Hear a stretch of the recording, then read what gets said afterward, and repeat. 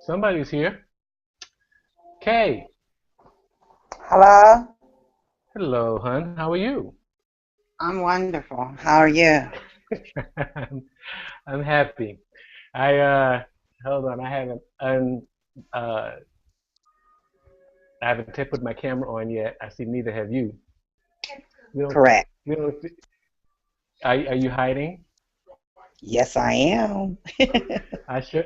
I show you mine if you show me yours. Oh, wow.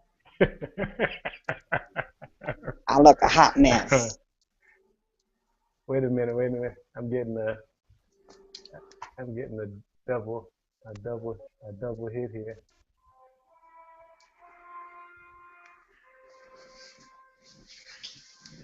S is cool. I'm getting a feedback, like a second. Here we go. Yeah. Let me kill this.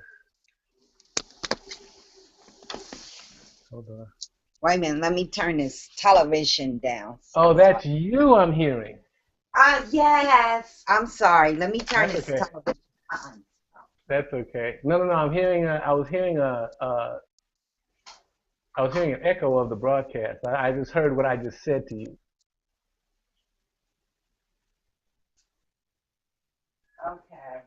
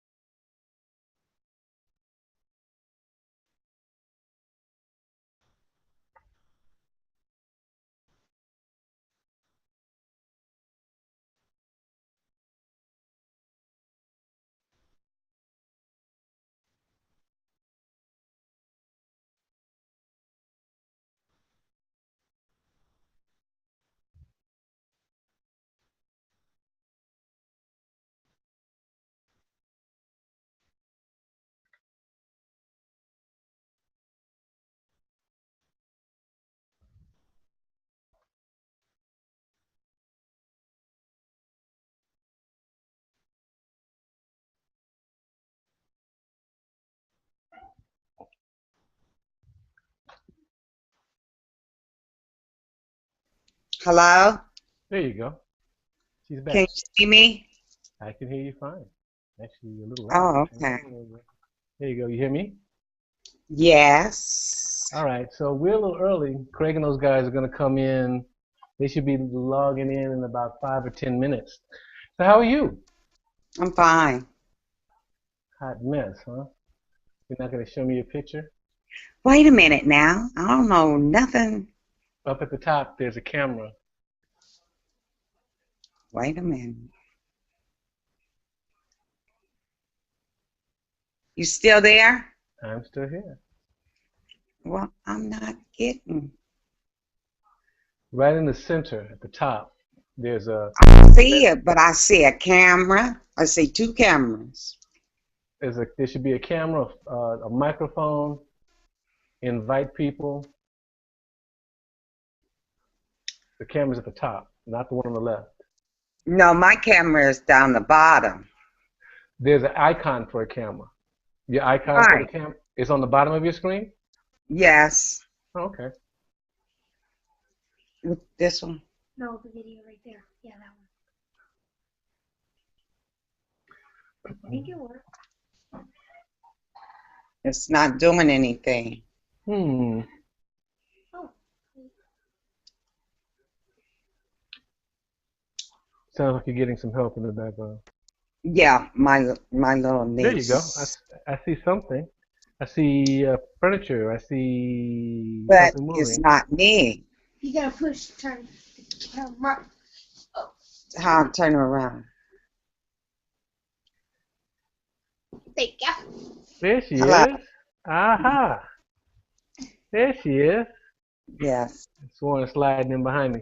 Um, hang on one second. Let's see if one can hear this.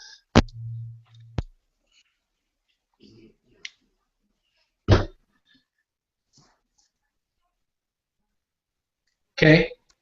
Yes. Oh, good. I had to put it on speaker here so that my friend can't participate.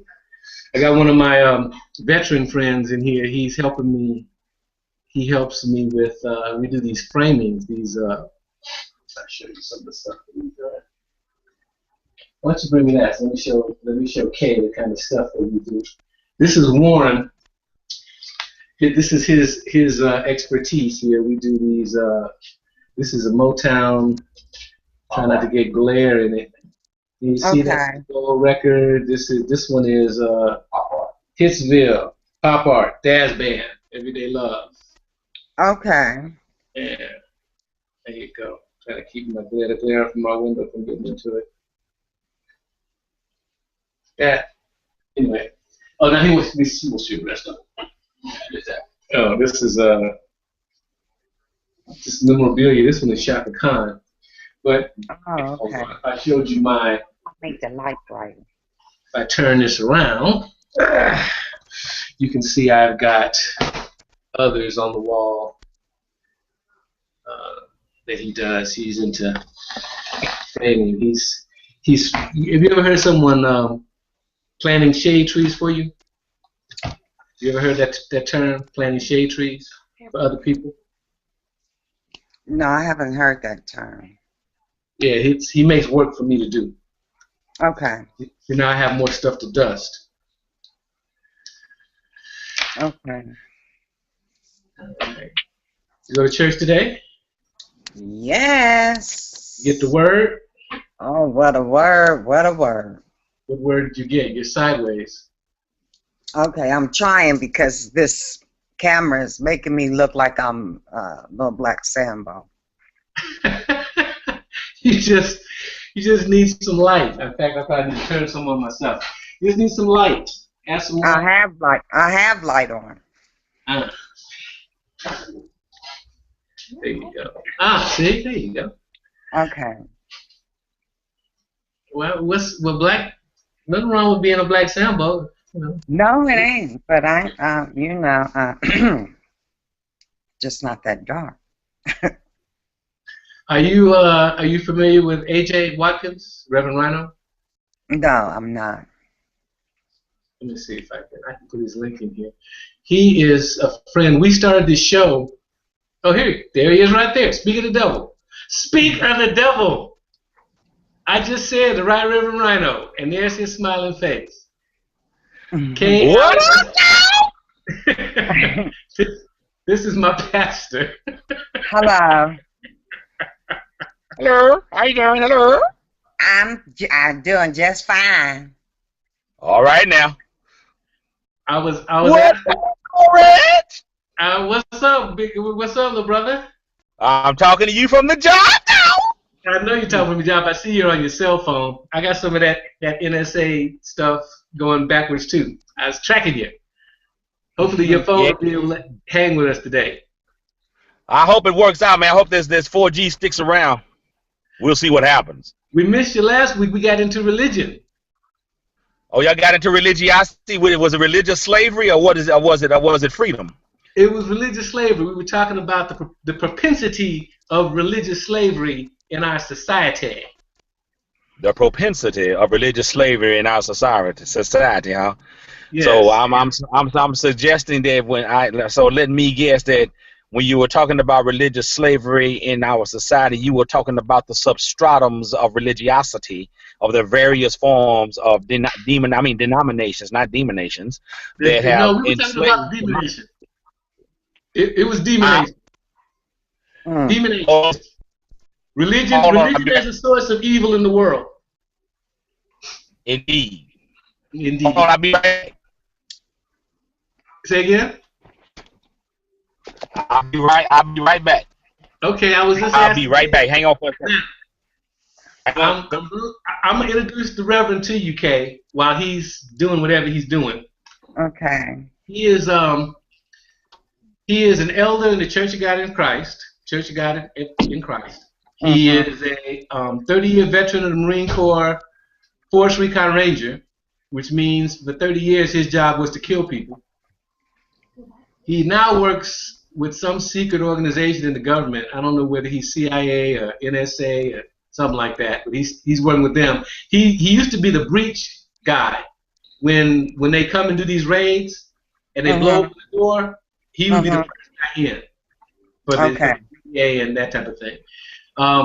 Pastor, his brand is the Right Reverend Rhino. He does a sermon on air, but he gave up his Bible. He threw his Bible in the Mediterranean, coming back from a mission because some of his boys got killed unjustly. Then he picked it up again. Give me my. Get her out here. Get out here. My the school book.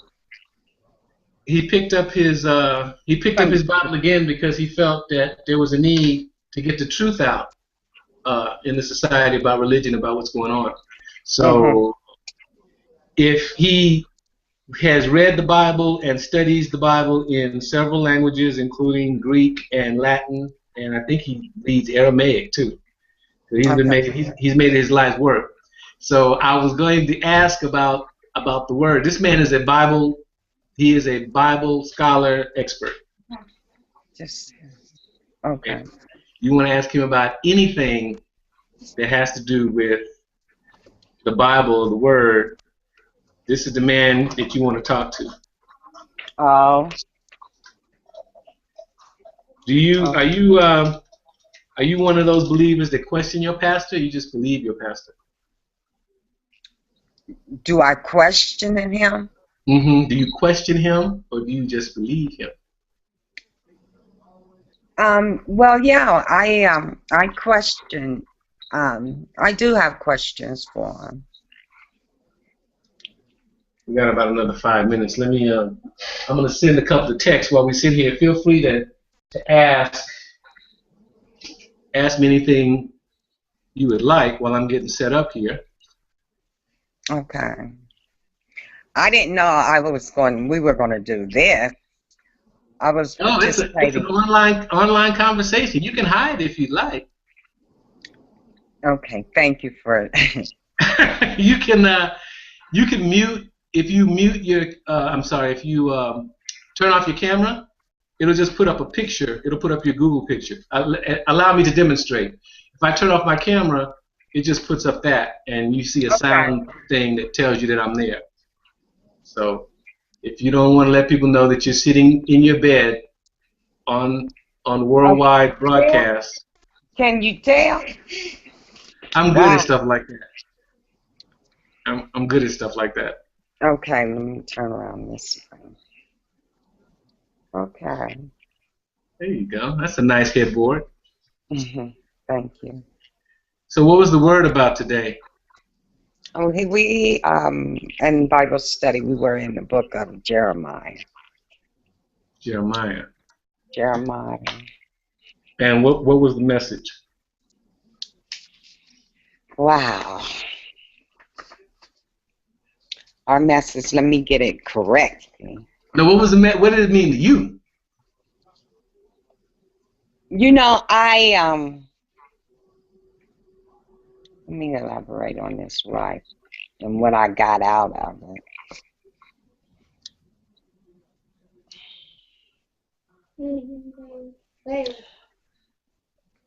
The way God had used Jeremiah, and how he repeatedly prophesied, even when he was in prison.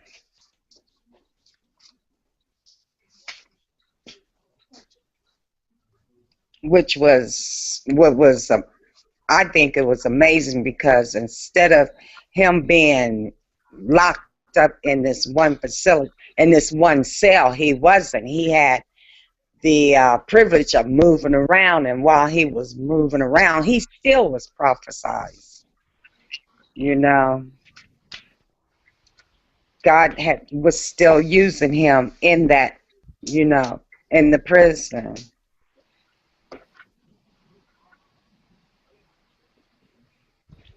You can do this all day, Daddy.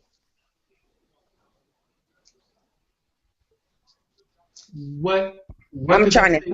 I'm sorry, I'm trying to talk to you and my little niece at the same time when she's supposed to be getting ready for school. Go. We haven't. There's Craig. Ta-da! What's up? What's going on? All right. Can you hear me? You look clean shaven. I hear you fine. You don't put the mic so close to your mouth. How about now?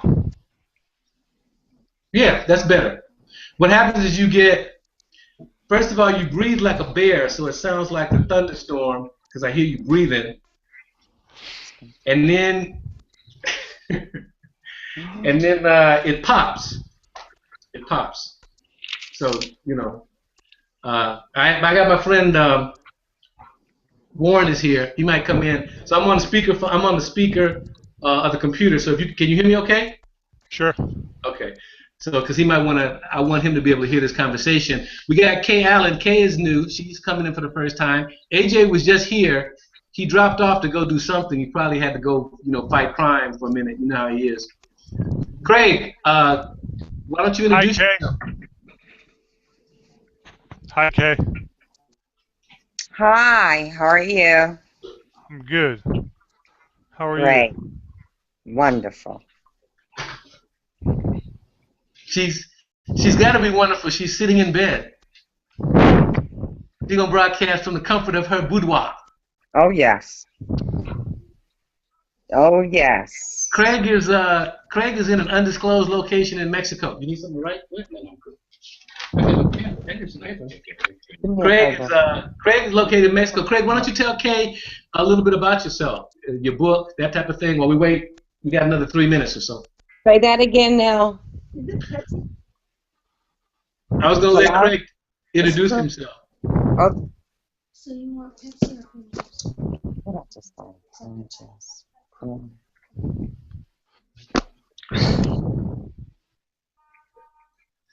You must be on a laptop, Kay. No, I'm on my phone. Oh yeah, you know what? I can see it. It says Go. I have no control over your video camera. That's interesting. Yes, I'm on my phone now. If I can find my Kindle, I might be going somewhere with that. So Craig, go ahead and introduce yourself. Say Hey, something. Kay. No, I'm getting cut out, man. We're having a storm here. Wow. What's the weather like? Stormy. Where's my Hot? Yeah, man. Too hot. Okay, Craig is down in Mexico. I heard it was a storm coming through there, but that was last week. No, we're getting it from the Gulf. It's kind of wild. Okay. And it throws off the Vonage, is was what I have all my devices attached to, is the computer. Craig, can you get any more light in your room? That's about all the light. I was talking to Craig. Oh, okay. You're fine. Craig is yellow as usual. Hold on 1 second, Reg. Yeah, you're right. Sorry, hold on.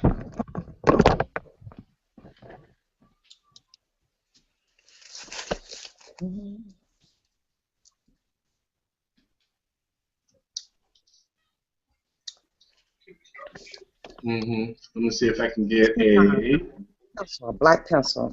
Reach it for me. On the desk.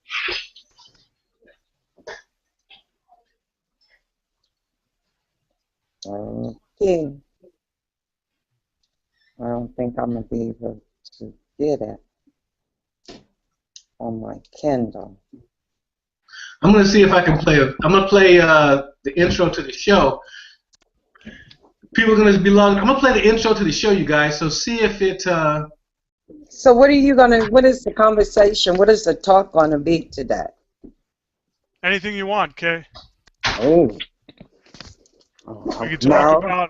talk about how the dollar's gonna die, to the Chinese and Strait of Hormuz,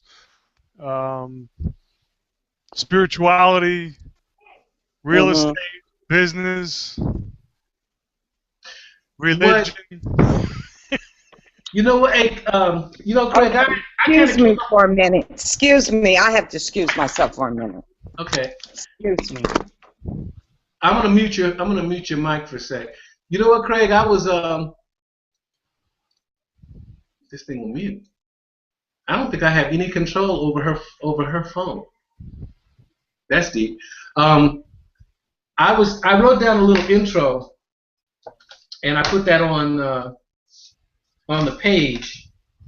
We were talking about a turning point, and it goes something like this: You are not alone. Wait a minute. You're not crazy. You're not alone, and you're not helpless. You're not powerless. This whole conversation is about reassuring people and empowering people, and that's really what we want to talk about. So I'm going to see if I can get if I can play this YouTube video. So let's see if I can get the intro to play. At least we got on okay this time, huh?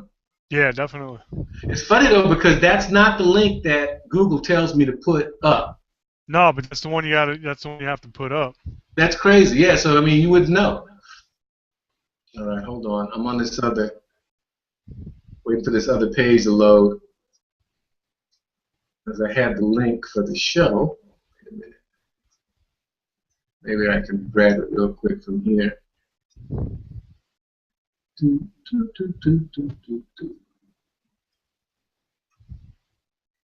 There we go. Let me see if I can get this on. There we go. Craig, have you heard of that? Have you been following the development of Alibaba at all? No. You know what it is? No clue. Okay, it's The rug Chinese. salesman? Huh? The rug salesman? No. It's Chinese school teacher just to launch an IPO. There's a combination. I can hear all that. There's a combination between. It's a combination of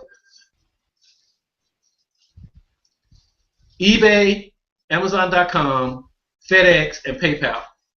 Oh. And you can wholesale. You can get.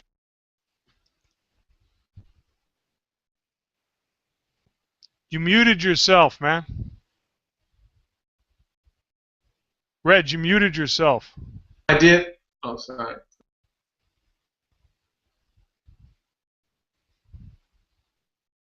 Shit.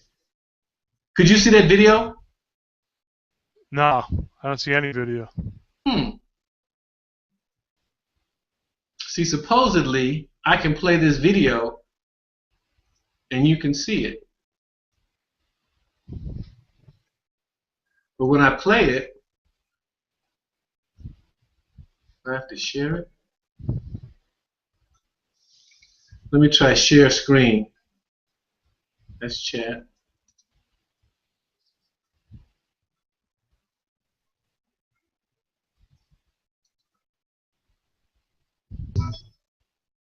Yeah, it mutes me. It mutes me when I try to play it, but it won't let me show you. That's another thing that they say works that you got to figure out. Share. I don't know what happened to AJ. He was here and he grew up. He grew one way.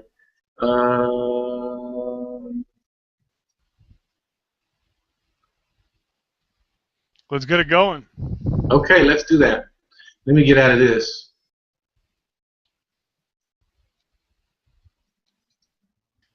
Okay, there we go.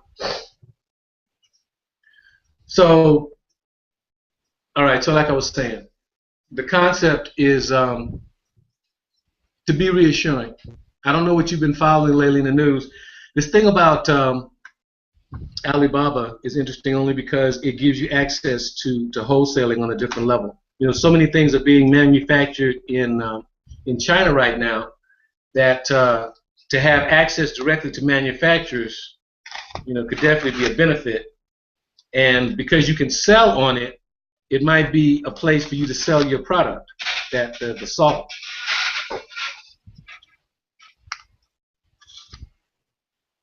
You When there? is it launching? It's launched. It's been launched. They just did an IPO. It What was the in the news. IPO go off at? Started at $68 a share. The highest IPO launch in history. Yeah, and nobody in the average world probably got any of those shares. They say that nobody can. It's probably this is like corporate, corporate people buy that stuff. Nobody can. Who else can afford it, right? Oh, it's not even that. It's nobody has the access to it. So when it goes to 130, nobody's going to be able to like profit from it other than the people that were playing on a golf course. Mm. That's just the way it is, man. What have you been following in the news? What's trending? Right now, Zero Hedge put in, an article about a Navy destroyer hanging out in the Strait of Hormuz, which is going to get really interesting because October's right around the corner, so we have all of this fiat paper ready to get paid out on, and a lot of people don't think, especially in the metals market, that there's any metal for them to pay out. So you could be looking at a force majeure where they're just going to give you paper for your contracts in dollars or whatever you're going to take possession of. How does the destroyer in the Gulf of Hormuz create a force du jour situation? It's not that destroyer from China creates a force majeure situation. It's that destroyer in the Strait of Hormuz telling the United States to piss off.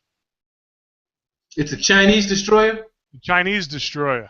So basically what they're saying is, you want to play some games, we could do it militarily, or we could just take all your junk bonds and flood the market. And Russia's right on board with that. So it's gonna get really interesting.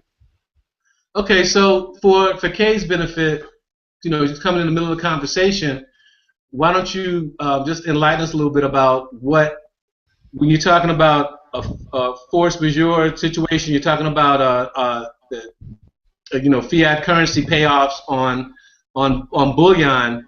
Just a quick synopsis of exactly what that means to the average person. What that means to the average person is when they bought a contract saying that they were going to get paid in silver or gold, in the fine print, which there's always fine print, there's something called force majeure, which basically states that we don't have to give you silver or gold, we can give you a fiat paper currency.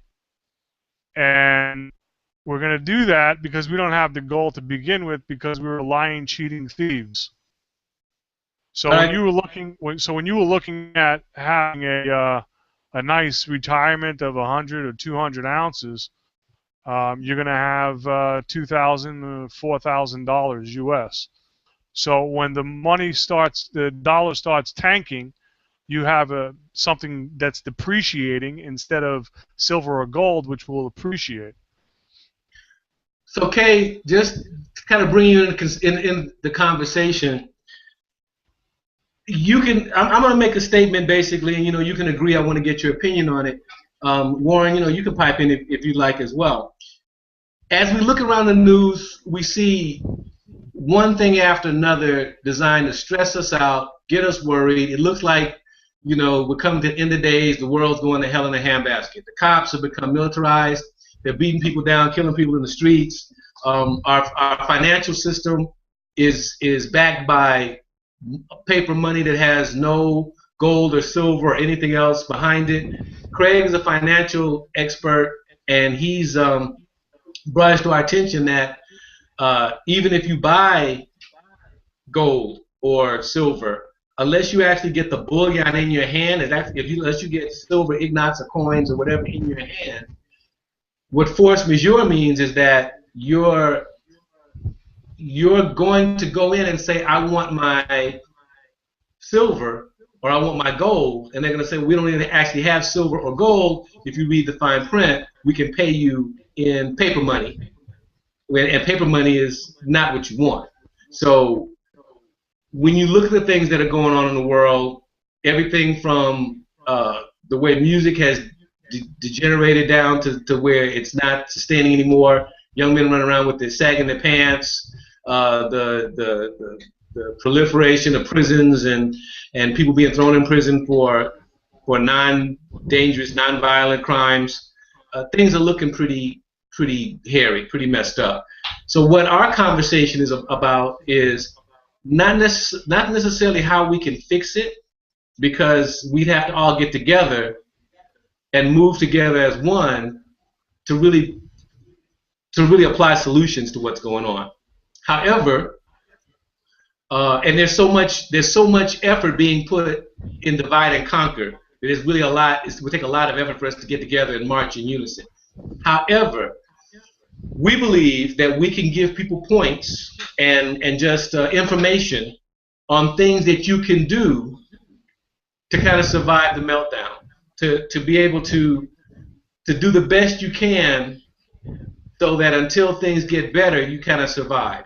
Things like Craig says, buy silver, solid silver, buy silver ignats, buy silver coin that's minted 99% pure, or gold if you can afford it. Buy, make sure that you have 3 or 4 weeks, buy beans and rice and water. Keep that kind of stuff in your house. Keep, at least half a tank gas in your car. Those type of things. What can you do? What we can do as individuals and for our families, so that as things begin to tighten up, we're kind of prepared for it.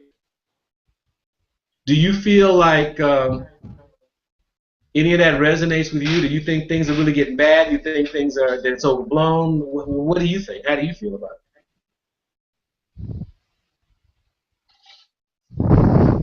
I can't hear you. You must be muted.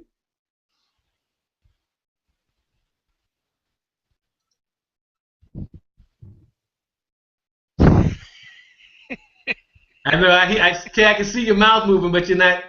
Nothing's coming out. You must be muted. Nothing's coming out of your mouth.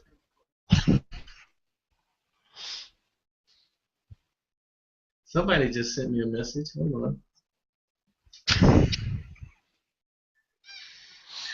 I think she's. I can't hear you, Kay. Hold on. Say something. Hello. Okay. There she Hello. is. There she is. There she is. All right, she's back. Anyway, we couldn't hear any of that you said. I'm sure you were very eloquent, but we couldn't hear any of it. So you want to try that again?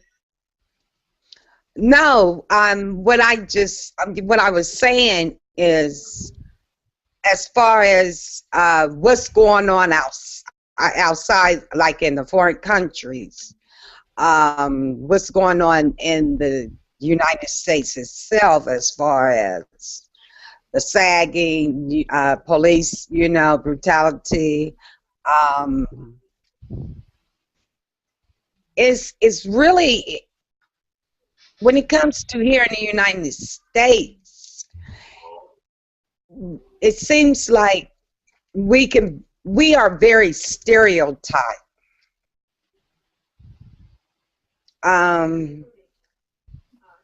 Saying one thing and doing it is two different things. As far as here in the United States, and to see the way the police are abusing their authority is mind, it's just mind-blowing to see this actually still going on. Not only with just black, but whites too, but so much as black. Well, okay. Did you see the other day? There's a video that's going viral. It was in one of the protests against police brutality, and a white guy was getting arrested, and all the black folk in the community was surrounding the cops, demanding that the white guy be let go. So what's starting to happen is people are starting to unite together and realizing that vision between black and white or red and yellow is Exactly. nonsense. Is It nonsense. is. And It what? really Yeah, is no, exactly, 100%. So what's happening now is it's becoming us against them, true. which is But very empowering. to, you know, this is one nation, and it's one nation under God. We have to stand together, not against each other. As what our young kids doing, they're killing one another, which is violating, because I really don't have no understanding with that. I really don't. But Do as a nation, we need to be together, black, white, yellow. I mean, we need to stand together and stand firm. you think it's a situation of one? Is it only one nation or is it one world? This is one nation. I think we need a global view. We need a one world view. The nationalism is part of the problem. It's one world, yeah. But what I'm saying is, still, we need to stand together, not against one another. You know, I our word agree with you 100%. is not speaking. It's not speaking action. It's just words, and it's not. It's just words. It's not going anywhere. Hello, my name is Warren. This is Hello. Warren. Warren's new to the group. Yeah, I feel that what Warren? is happening, stuff like that, we head into what they call a state police type of world, and we heading into what they call New World Order. That's why we having all these problems, stuff like that, with the police beating everybody, and with the finances being messed up, and with things happening with the people, stuff like that. It's heading to what they call New World Order, and that's what I feel. That's my opinion. Okay, so let me ask you a question, Warren. Let me ask you a question. We're from the same cloth, but isn't this just instead of a new world order? Isn't this like the same as the old regime? Come again? What I'm saying is, isn't it the same regime? Going back to Rome, conquering everything under the sun, and they've just gotten a lot more digitalized and organized. These day and age and stuff like that, mankind got the type of power now where they can destroy the world with just a bomb that's bigger about the size of your hand, So things have changed a lot from the time of Rome and stuff like that. Rome and stuff like that in the past, they rule almost the whole world and stuff like that, but they last about, what, 400 years or something like that? No, I don't think, me personally, I don't think they've ever died. I don't think they've ever gotten conquered. I think they've just changed their names. But then, when you say that stuff like that, when they talk about the New World Order stuff like that, they talk about it coming from Rome, which is a small state, which is a little small country right now that still exists. So I agree with you that it never did really die.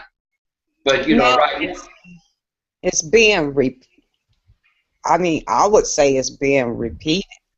Yeah, it is. Repackaged. Yeah. It's just repackaged. Exactly. I don't think there's anything new under the sun. It's nothing new. Let's stay on the thing about Rome. When Rome fell, they talked about beer, bread, and circuses. The Roman populace was kept entertained and diverted while the country fell apart until it was finally disintegrated into nothing. So there's a lot of energy out there by the media, mainstream media especially, and the powers that control mainstream media to keep us divided so that they can maintain control over us. Until we do things, until we start talking like this, informally. I was just going to say that, like this. And just how we feel about things and how we see things, we're not going to start to come to solutions that everybody's going to be able to support. like I was asking Kay, really what I was asking is how does it make you feel when you look at the news, and you look at what's going on, and do you feel like some knowledge, some pointers, some tips on how to survive it would be useful? But I had Kay's a, gone. I see she's gone until she comes back. I had a thought, because I was thinking about the legal system and voting, and how voting has become a sham.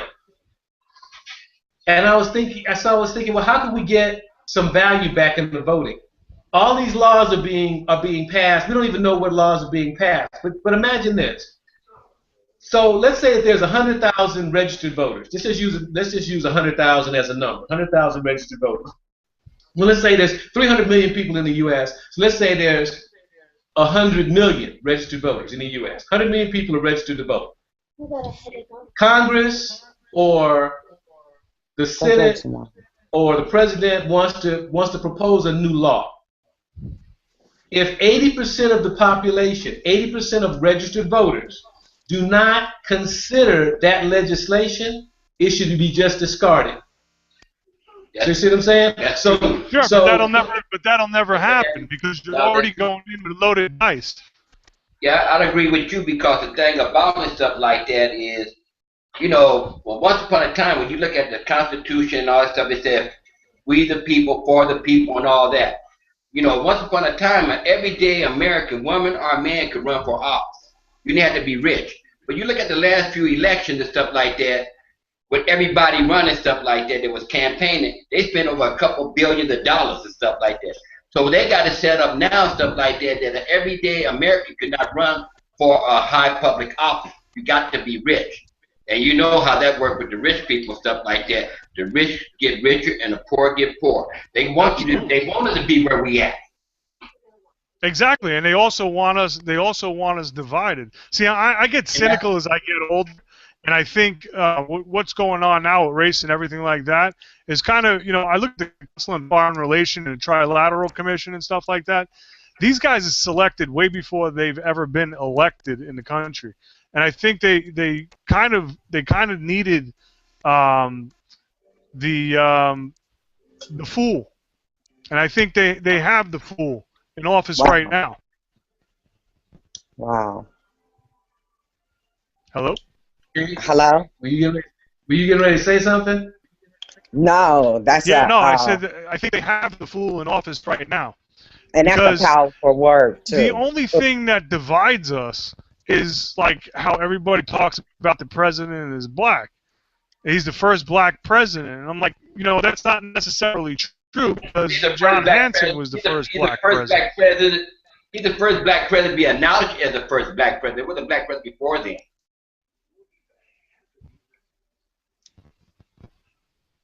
Hello? Well, according to the Constitutional Republic, there was. His name was John Hanson. Yeah, yeah. There was 8 presidents before George Washington Bridge under a different George Washington Bridge. George Washington. And I think our Hey Bill, welcome back. I think our history.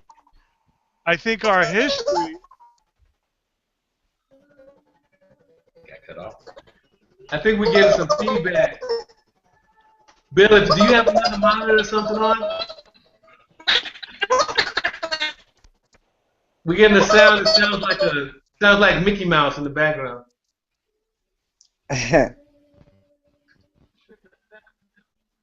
Hello? Now we're all here. Can you hear me? Yeah, I can hear you fine. We can hear you just fine. Frozen, but we're still rolling. So is that Craig right there? That's Craig. Okay, well we can't hear Craig. Can't hear Bill either. Well, we're not hearing anybody. We're hearing Kay. Hello? Kay, yeah. If you're there, say something. He sounds Mickey Mouse. You can't hear me? Yeah. I hear you now. Let's give the system With the Mickey Mouse. give the system a chance to clear itself. You guys,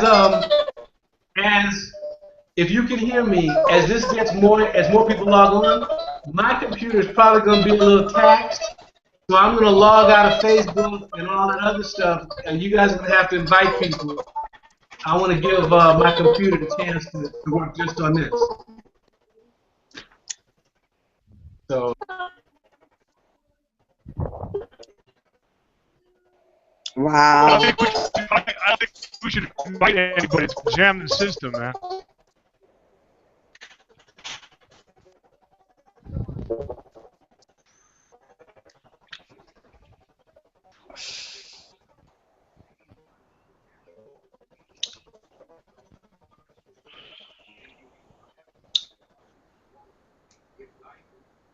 Is everyone still there?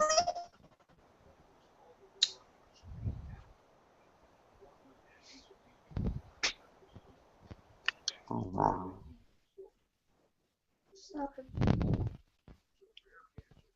Are we up?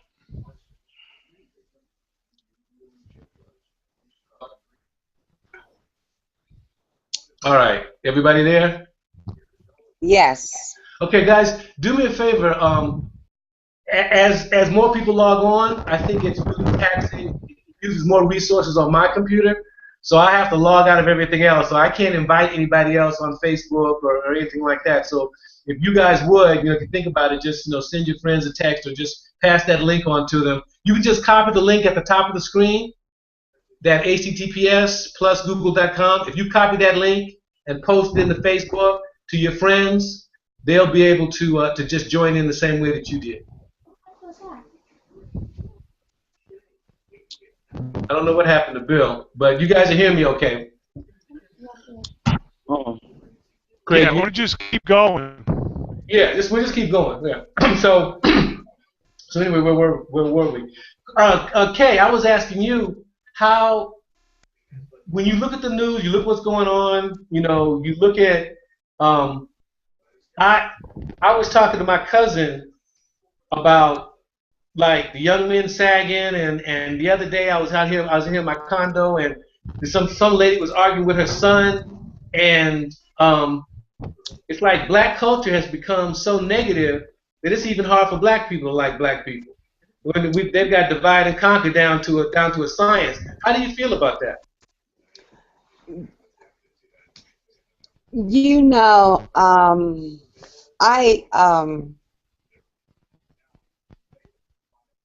The way Hey, my hon, if you could hear me, turn on your mic or turn up your volume.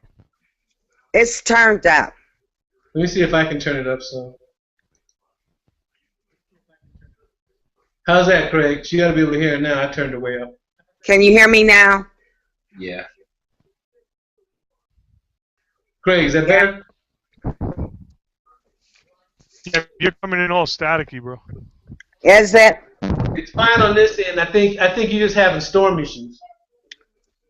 It's clear over here. Yeah, Craig, I think it's on your end, bro. Not on my end, bro. Mexican telephone system, just fine. Oh yeah, that's right. The best of the world. What was I thinking? Yeah. Wow. Carlos Slim, the richest guy in the world. I always look for made in Mexico when I buy my electronics.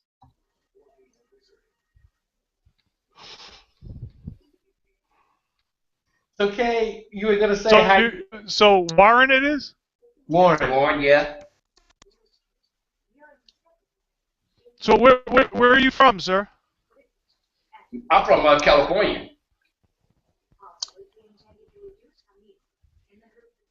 You hear me? Craig, Hello? Craig. Look, he's frozen. Yeah. There you go. Say something. All I see is a big yellow dome where your head should be. Craig, say something. Oh, wow. Back to the game. Yes. Anyway, I was asking you how you felt about it. I don't know what obviously he could hear me, but he's not saying anything. He got the dome. It's sad, to see that black people Can you hear me now? Yeah, I can hear you. have this hate I don't towards know one what's up. another, or have this jealousy Oh, towards one another. It's you know I can't hear Kay. Can you hear? it's sad. It's really sad to see it. Kay was saying that she's saddened by the fact that black people seem to have self hate and jealousy. I'm not really talking about hate or jealousy. It's like black culture to a large degree. Don't have no respect It's for become themselves. it's become a culture that even black people want to avoid. It's like I don't want to, you see a bunch of kids, a bunch of young people, you might want to approach them, but if their pants are sagging, and like I heard a young man talking to his girlfriend, Mm-hmm. and the part of the conversation I heard went something like this. How would you feel if I dropped you for another bitch? With another bitch. Come on, my nigga. We can't do it. Come on, my nigga. We can't be like that. How would you feel if the bitch was... I'm like... And he's sagging, Right.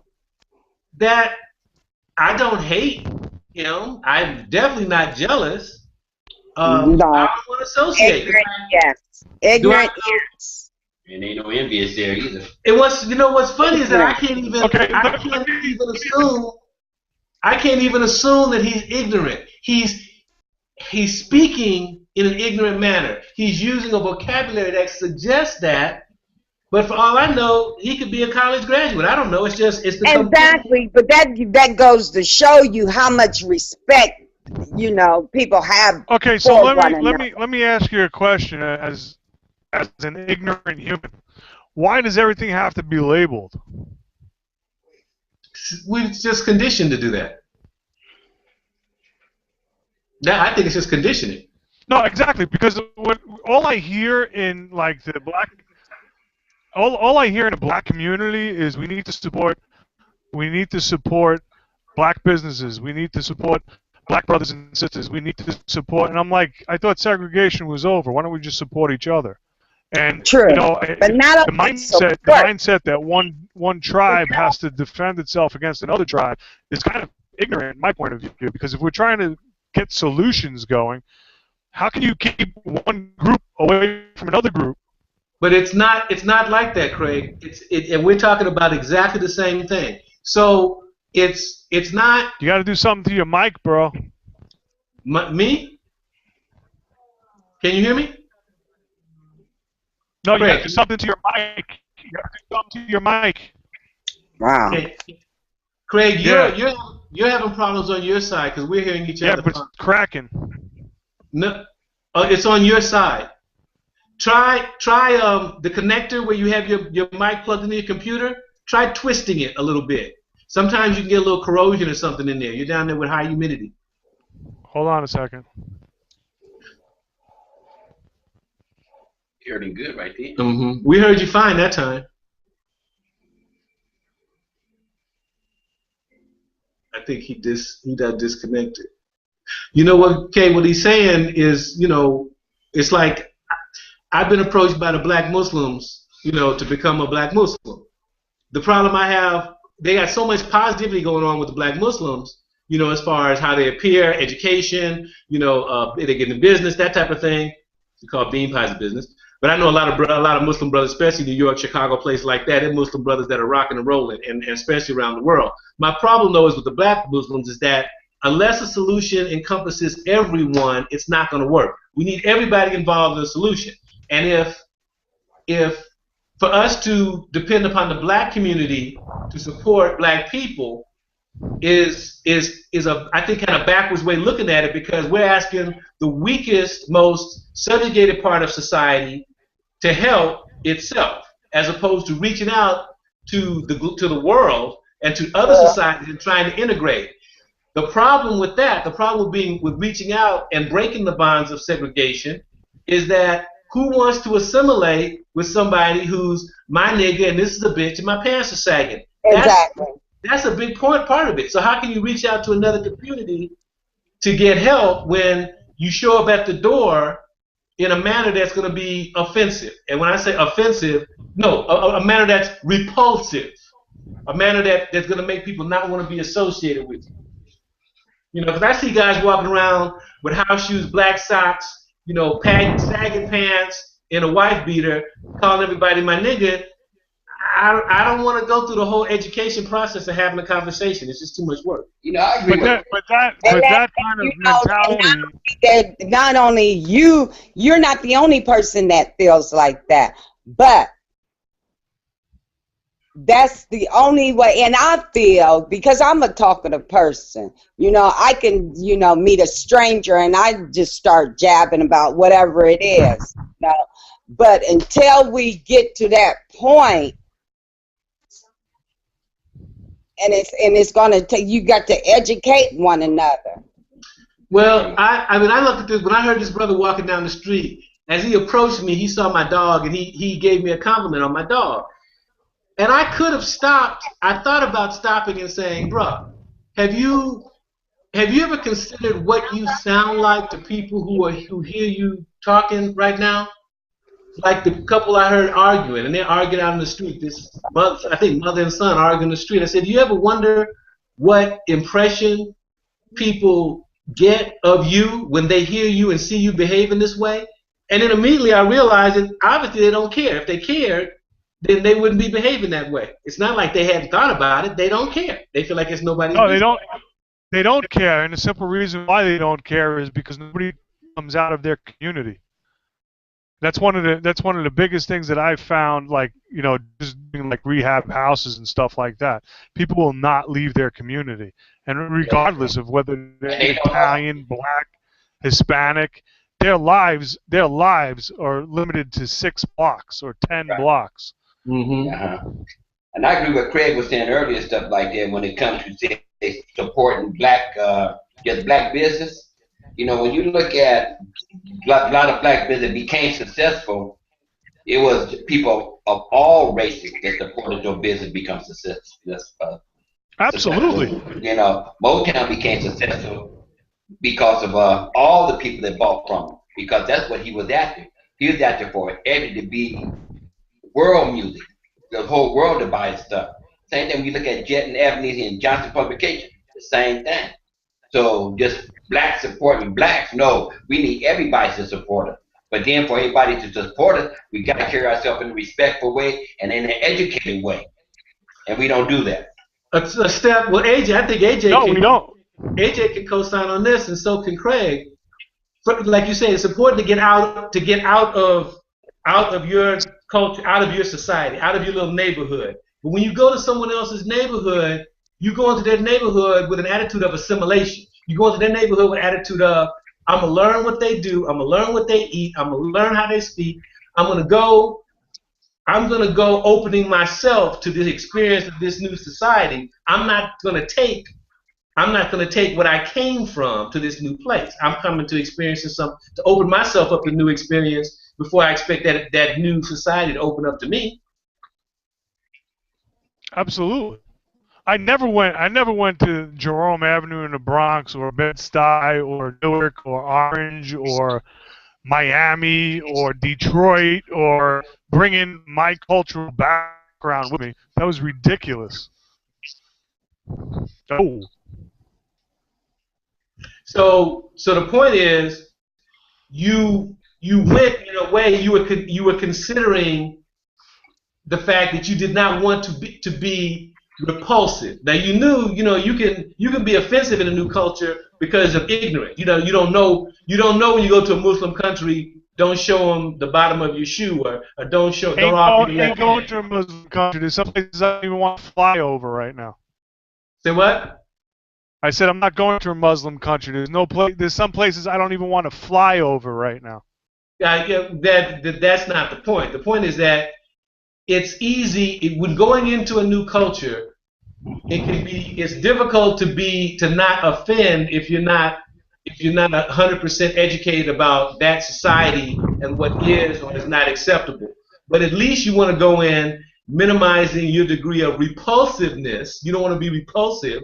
Like, if you go into some place, you go into a cosmopolitan city, you don't want to go with body odor because the people there, that's going to be offensive to you. In some cultures, it's not offensive. But those, the obvious things you want to address, you want to make yourself as acceptable as possible in another society. Sure, but you'll always be different when you enter a different society, or when you enter a different tribe. But don't you agree that how your because how your difference is responded to, or how people respond to you being different depends upon your intention. So you No, might be I don't think so.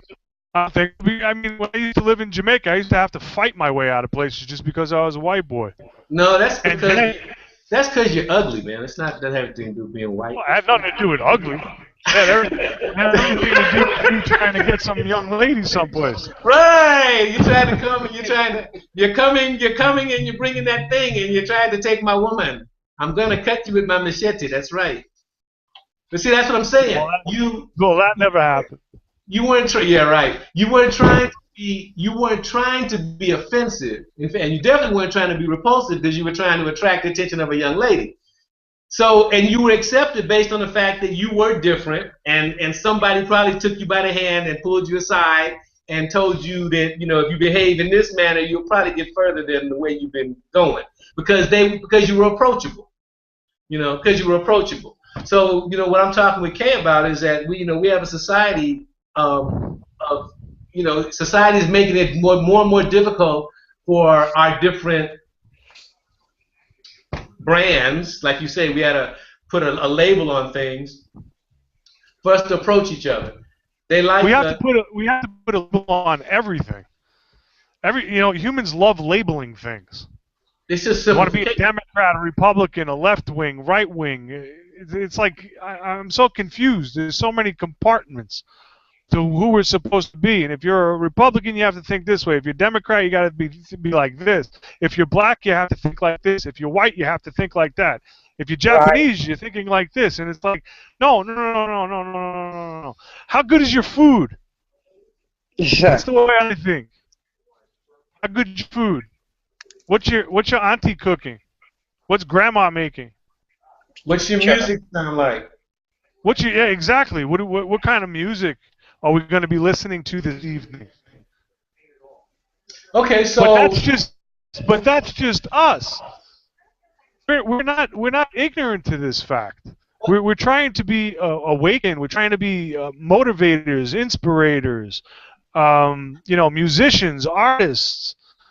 aren't we? We've lost our culture. Craig, isn't this conversation about us, the ones of us who come to this conversation, trying to figure out how to share and to grow our attitude about people and society to other people? I mean, how do we duplicate what we've accomplished? Absolutely, we walk away. Wow. We walk away from the plantation mentality that we've all been grown up in. Right. We all have been taught you have to hate this person because you know nothing about that group. You have to hate this person because you know nothing about that group. And it's My question is, what do we, ignorance. right? But what do we walk? We know about walking away, and if everybody who's been in a relationship knows how easy it is to be in a relationship that's not working and want to walk away. But in order to How many people are still in relationships? Exactly. Be it an abusive relationship, be it a one-sided relationship. People got to walk on eggshells because they're in fear Exactly. of losing that comfortableness True. of being in a sick relationship. right? And So some what people we're trying to do. Some people choose, and I'm gonna speak of women. Some women choose to be in that type of relationship because Absolutely. they feel as if they've seen their parents go through it, then they feel that it's okay to be in that type of relationship when it's not. Sure, and then you try to enter a relationship with abundance in your heart. Somebody just looks at you like you're a fool because they're not able to process that kind of love. And what we're trying to do is we're trying to love everybody on a massive level because love is the only thing that conquers anything. Okay, so the question is that I was leading to is not walking away because we know about walking away. No, we And what you walk guys are away. talking.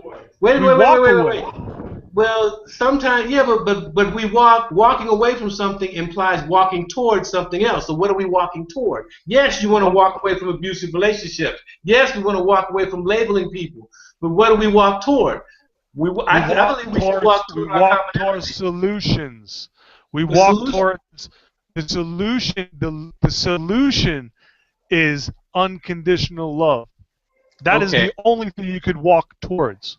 Right now, but if we're talking like right now, we're in LA. Unconditional love is in New York. So first we got to walk in that direction. We got to turn east. So turning east, in my estimation, means concentrating on the things that we can have in common that allow us to consider the love part of a relationship in a new society, new environment, new people, whatever. No, So, I'm going to wait a minute, disagree with you. hold it. What do we have in common? We have a need to Love, eat, like you said, love. food. I'm talking. The only thing we have in common is love. Is that Sure. faith of unconditional love. That is the only thing that we have in common. Because if you want to talk about food, you want to talk about water or whatever like that, everybody likes different kinds of food. Everybody likes Exactly. different kinds of water. Everybody. The only thing that we have truly in our heart is love. That's it. Okay. Unconditionally. Yeah. So how do we You have to, move toward that? because You you're walk gonna have away to have. from. It has to be unconditionally love. We Okay. have to reestablish ourselves. We have to reestablish ourselves as children, Okay, right? good. So And that, it's funny. It's funny how it seems like how we can stay on the same. We're really talking about the same thing using different terms. Because what I'm suggesting is a method, not just a destination, but a method to get there. When I talk about food and water, I'm not talking about a destination. I'm talking about a journey. I'm talking about a journey too. Destination is irrelevant. The No, destination is irrelevant. I'm talking about a journey too. Right. The destination is irrelevant because Right. because it's all about the journey. And if the journey, Okay, but if it's unconditionally, then you're on the same. You have that love for one another. As in do unto others as you would want them to do unto you, not do unto others first before but they do you. You know what I'm saying? So okay, you got to be on that same page with that. With that unconditionally, that means unconditionally. You so know. That's raising your vibration instead of okay, staying in a lower vibration, which is negativity, abuse, and all the Exactly. other recklessness that's going on. okay. You So have how do we get there? It's How easy. The brain does not know the difference between fact and reality, so we have to start thinking differently. Right. okay, We have to start thinking. We have to start thinking lovingly. We have to start Craig, thinking. Craig, this is something we're trying. Okay, like-minded people. It's easy for like-minded people. So are we? Okay, so what happened? Okay, but what happens? What happens with magnets? With the same charge, they repel each other. When what I'm talking about is that if you say it's easy, and that's a very relative statement. It's not easy. It's difficult. It's simple. Okay. That's It's something simple. entirely I different. will agree that it's simple. And the reasons I don't think it's easy is because we have been so programmed. The whole thing about labeling is to identify our differences instead of our similarities. So when I was talking about food and water and music, these are all things that we all have a version of we can appreciate. And if it's a baby step, We might not agree with No, it though. that's right? right. That's not right because if you're talking about just talking about black culture before, you have the same problems that I have in white culture. Yes, The exact same problems. yes. There's so much inner racism within all cultures. So what I'm saying, so that's not a what were you saying before? A similar trait. We have that in our cultures. Okay, so what I'm talking about is just walking away completely from both of those, and we find our other culture, which is you, which is me, which is AJ, which is K, which is Mr. Warren. That's a different tribe. Once you start gathering up your soldiers, okay, you create a different tribe, and Okay, you're so being penetrated with the ignorance. okay, so I understand what you're saying, and I guess what I was attempting to establish was some way of reaching.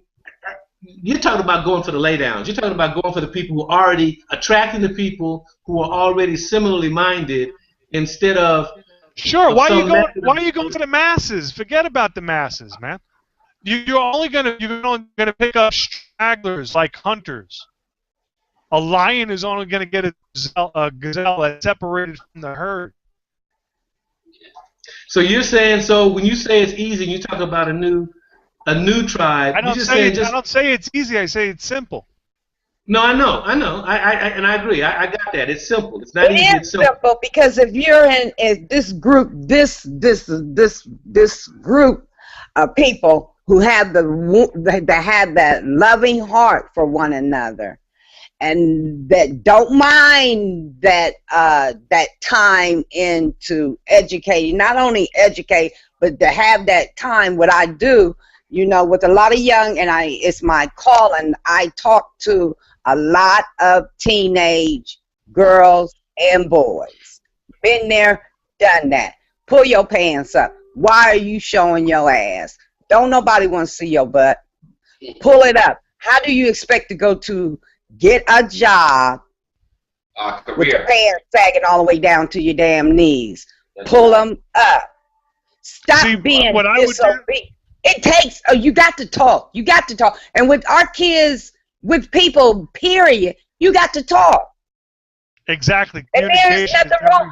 everything. I was telling, and my daughter, everybody says she turned 18 in January. Everybody tells her she has an old soul. We greet one another with hugs. That's how she was brought up. She was brought up, she is biracial. She is Italian and black. She was brought up to love one another. My wife is Indian. My daughter is half European and half Indian. But see, I talk to her. I take my time. Yeah, okay. I'm gonna say some things that you ain't gonna like, but you gonna listen. And with other Sure, you people, have to with keep it other real. kids or parents, they don't want to listen. They already don't. have it in their mind what they think about whatever. But it don't take nothing but time and a conversation. I agree with you, but nobody wants to take the time out. Nobody do. I just, an incident happened in my community, and it was because of another young adult.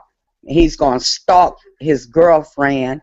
He's going to literally. Now I'm gonna tell you how bold a lot of these kids are. He's going to stalk this girl that he called himself liking. Not only stalk her, but he does things not to her, at her mother.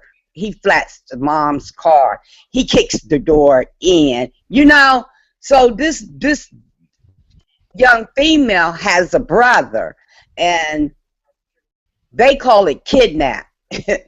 He beat the boy up. After he beat him up, he said, "Now, I'm going to talk to you as my little brother. You can't do that. You don't do that. What is going through your mind? Why would you even think about kicking my mother's door in? Would you want somebody to kick your mother's door in or flatten her tires?" He actually sat there, because everybody calls me all my daughter's friends, call me mom. Because I take time out and talk to her. I'm going to say some things that you ain't going to like, but I'm going to keep it 100%. I'm going to keep it 100 with you. And all it takes is just that time talking to that individual. That's all. A lot of us don't want to talk. But you know what? I'm on a journey. And if it's not for me, but it's for God. I got to tell it, Do you have expectations when you talk to these kids? When I talk to the kids that I do ministered to. A couple of them, well, I'm going to say a few of them, you know, they're having problems at home.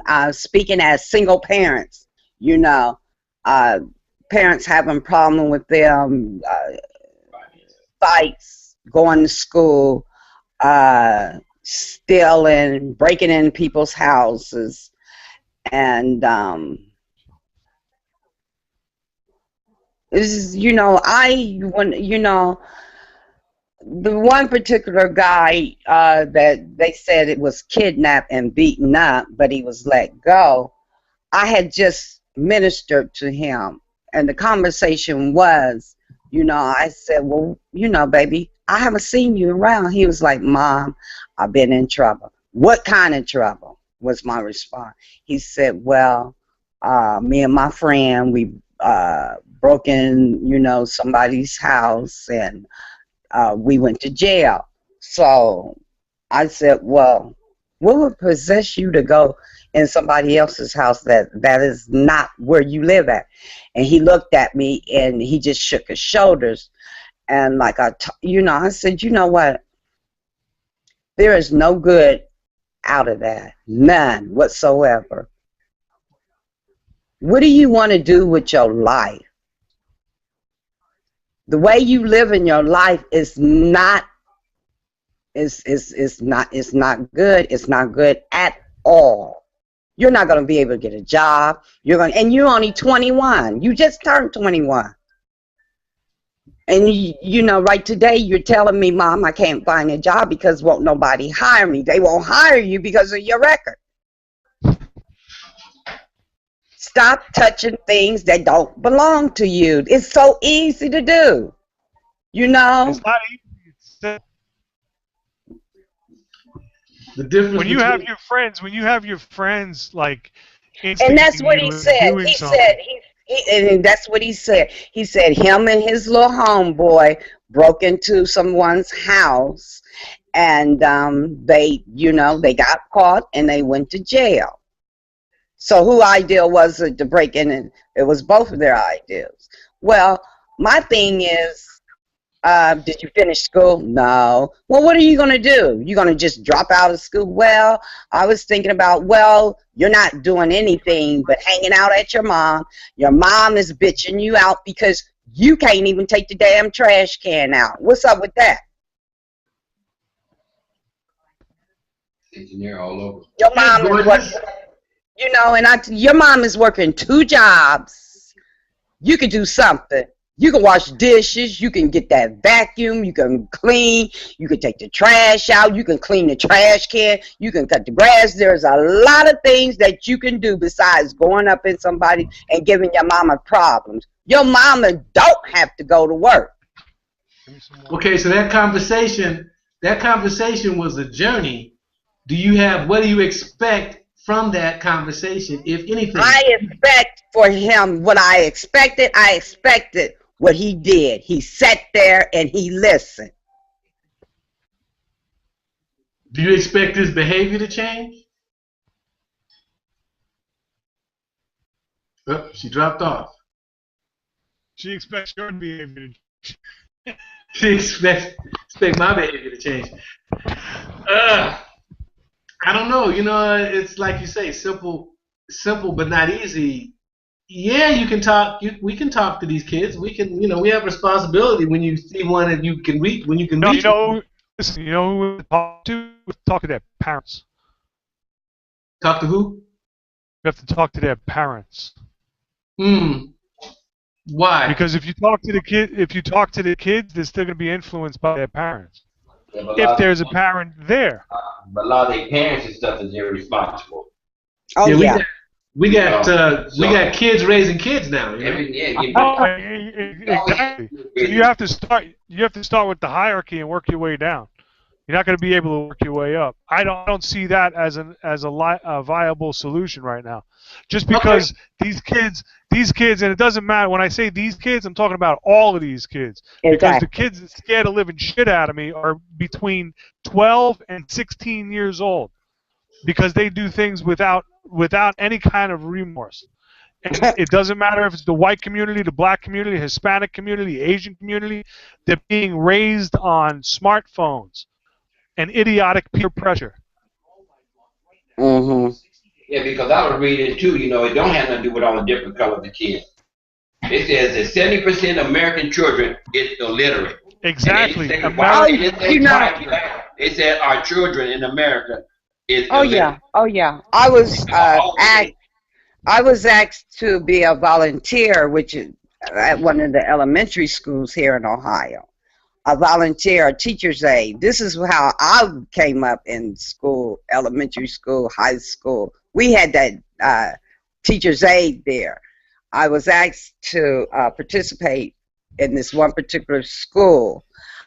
A teacher that is she's second grade teacher. She's also black, very intelligent.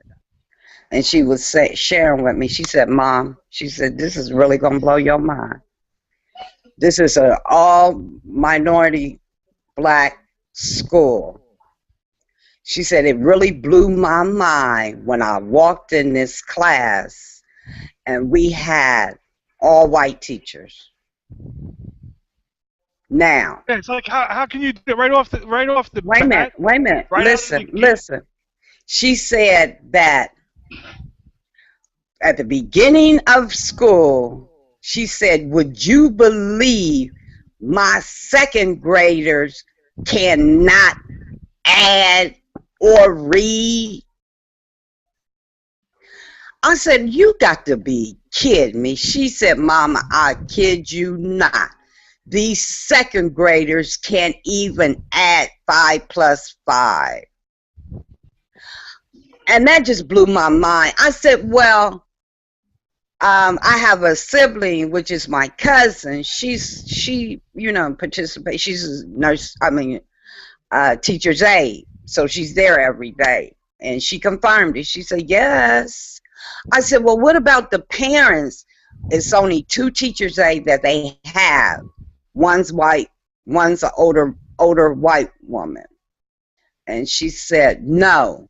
She said, if you see these kids' parents, that's what's going to blow your mind. I said, well, what? Are they young? She said, are they young? They're like 17, 18, 19, got the weave all the way down to the butt, nails clear, you know what I'm saying?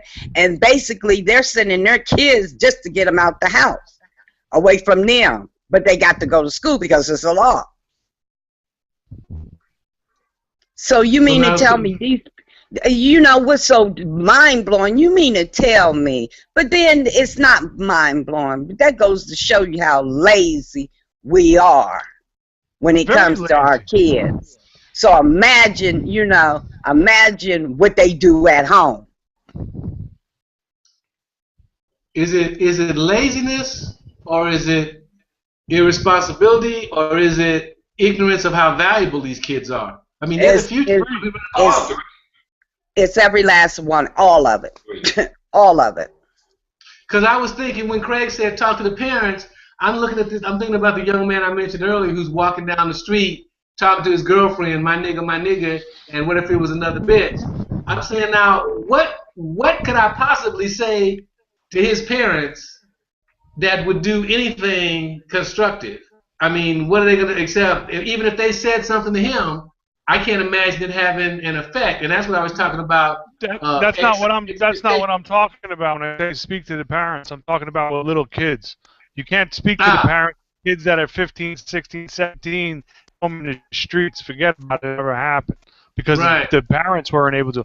Talking, the first 7 years of a child's life is what's going to be formed for the rest of his or her life. That's right. Right. What do we do with the 15, 16-year-olds? 15 and 16-year-olds, fortunately, to be honest with you, they need to change on their own or they're not going to change at all. Exactly. There has to be some kind of impact. There has to be some kind of profound impact to be put in their life for them to change something. And unfortunately, it's usually death, institutions, or hospitals. Yeah, you're right. You're so right. I totally agree with you on that one. The moral value of the people is different than it was a long time ago. Well, Absolutely. long time ago, and I come from a black, independent, strong-minded Southern Geechee woman, and she didn't. You go to school. You go to school to learn. When I say have your black ass on that porch, when that light get on, that means have your butt on that porch. That don't mean, Mom, I'm on my way. She said be on the porch. But see, Why? What would happen if you weren't? But that's Well, that. I would But you get don't my have to be. behind towed up, You don't. snatched up. You don't have to be from the South and stuff like that for that to happen. Because in California, and people I know from Chicago and Detroit, back in the days, it was the same thing. We all had to be in the house before that porch light came on. Okay. The moral value of people have changed a lot. So Oh yeah. talk to a lot of the parents and stuff like that don't have no moral value. That's why the kids the way they are. Okay. When I was around my parents, yeah, as a kid, I would do certain things I shouldn't have done. But there's a lot of things I wouldn't do because I was scared of getting my ass kicked by Okay. my father. Okay.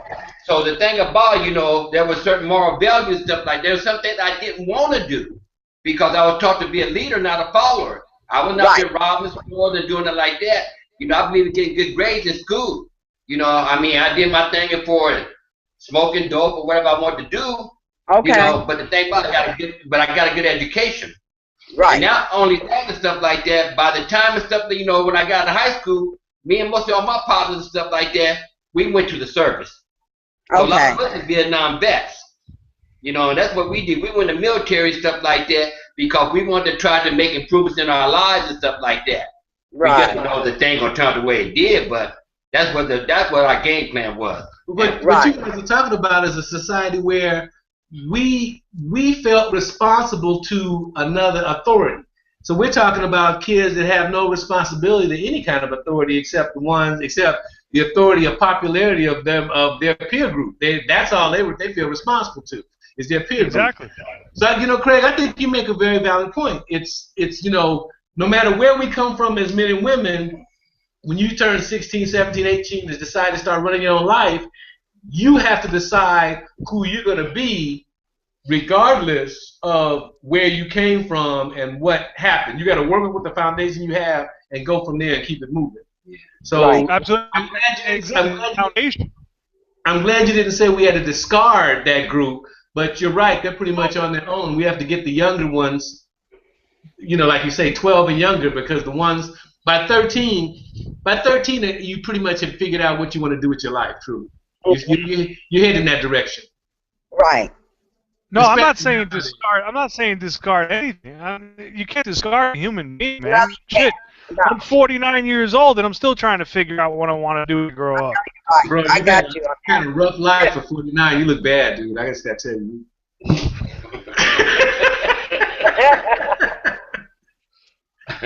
It's been rough, bro. I'm glad you're still with us. Whew! It must have been a journey. Man, there's been some times I didn't think I'd be making it. But this is the new generation, and they just don't get it. They do things without thinking. But Craig mentioned that before. Not only is their behavior, they even experimenting with, with the drugs they're experimenting with. It's even. If it was only the drugs. Because we've all been there, done that. Yeah. It's not just the drugs. But I'm saying their mind, the way they have they think nothing of putting a gun in their hand and killing another person. Life means nothing. That's what Craig was saying. He's afraid of that age group because they've got no sense of value of life because they haven't lived anything 6 blocks out of their neighborhood. They don't know anything but that little community, and their value system is screwed. Really, it's slick. Exactly. I just told you, you know, my sister, I have a nephew that is 13 years old, and he is scared to death of his auntie, which is me. Now this Is little, that now this is that little, your scary picture? now listen, this little Negro, he gonna take it upon himself to buy a gun. Okay, he had both I parents, hate it mother when and Negroes father. buy guns. I hate when that happens. I hate Okay, when listen, Negroes his buy parents, guns. he Don't had make it both parents. His big father is like this. retired from the service. Okay, so uh, and he has his master's or bachelor's degree. My sister is going to school for her associate's degree. Okay, so both parents are in the house. My thing is, when his sister called me and told me that the dad took a gun from him and he's down in juvenile, would I go, to court? Do you really want me to go to court? Okay. So he tells the policeman, if I had the gun, I'd have shot you, bitch. Wait a minute. He said that to the cop. He said that to the cop. Now, this is the information that I'm getting from my sister, what had happened. He had a altercation with one of the neighbors. The neighbors pretty much instigated. It's she's white and her man is black. Kids are biracial. So she pretty much was dipping in somebody else's business that she had no business dipping with. And she kind of instigated the whole thing. So my nephew said, well, if I had a gun, I'd have shot you, because she was mouthing off, right? But my thing is, where the hell did you get a gun from? My thing, You bought it. my You thing bought it. is You The bought a gun. guns are easy to get. So what was your plan on, Ani? It was for my. You don't need no damn protection. And like I told her, I said, in the community that she lives in, the state of Ohio is building it back up. At one time, it was an all-white community. Okay, whites moved out, black moved in. But we have a very huge children's hospital that is expanding. Okay, now they done came in and they developed, tore houses down. They're building new houses. We got doctors, we have lawyers, nurses, which are white, that are moving back in the community. But you still got the hood, which is around the corner, down the street. You know what I'm saying? So you still get that, getting that riffraff that come through there. Kids out 12, 1 o'clock at night, drive-by shootings in the same area that's big, people are starting to move back in and buy houses. So what is your point? My point is, it starts with the kids. You got to talk to them. You got to make time to talk. You got to make it. This is the new generation. And I tell my daughter, wait a minute. You want to always pop fly talking about, yeah, mom, what? Tell me really what's on your mind. You know what I'm saying? You still ain't too old enough for me to snatch you, because I will. Well, Mom, it's not that serious. Yes, it is. It really is. Talk to me. And I'm going to keep on insisting that you talk to me and you really tell me what's on your mind. And what are you thinking about? Tell me. I'm all ears.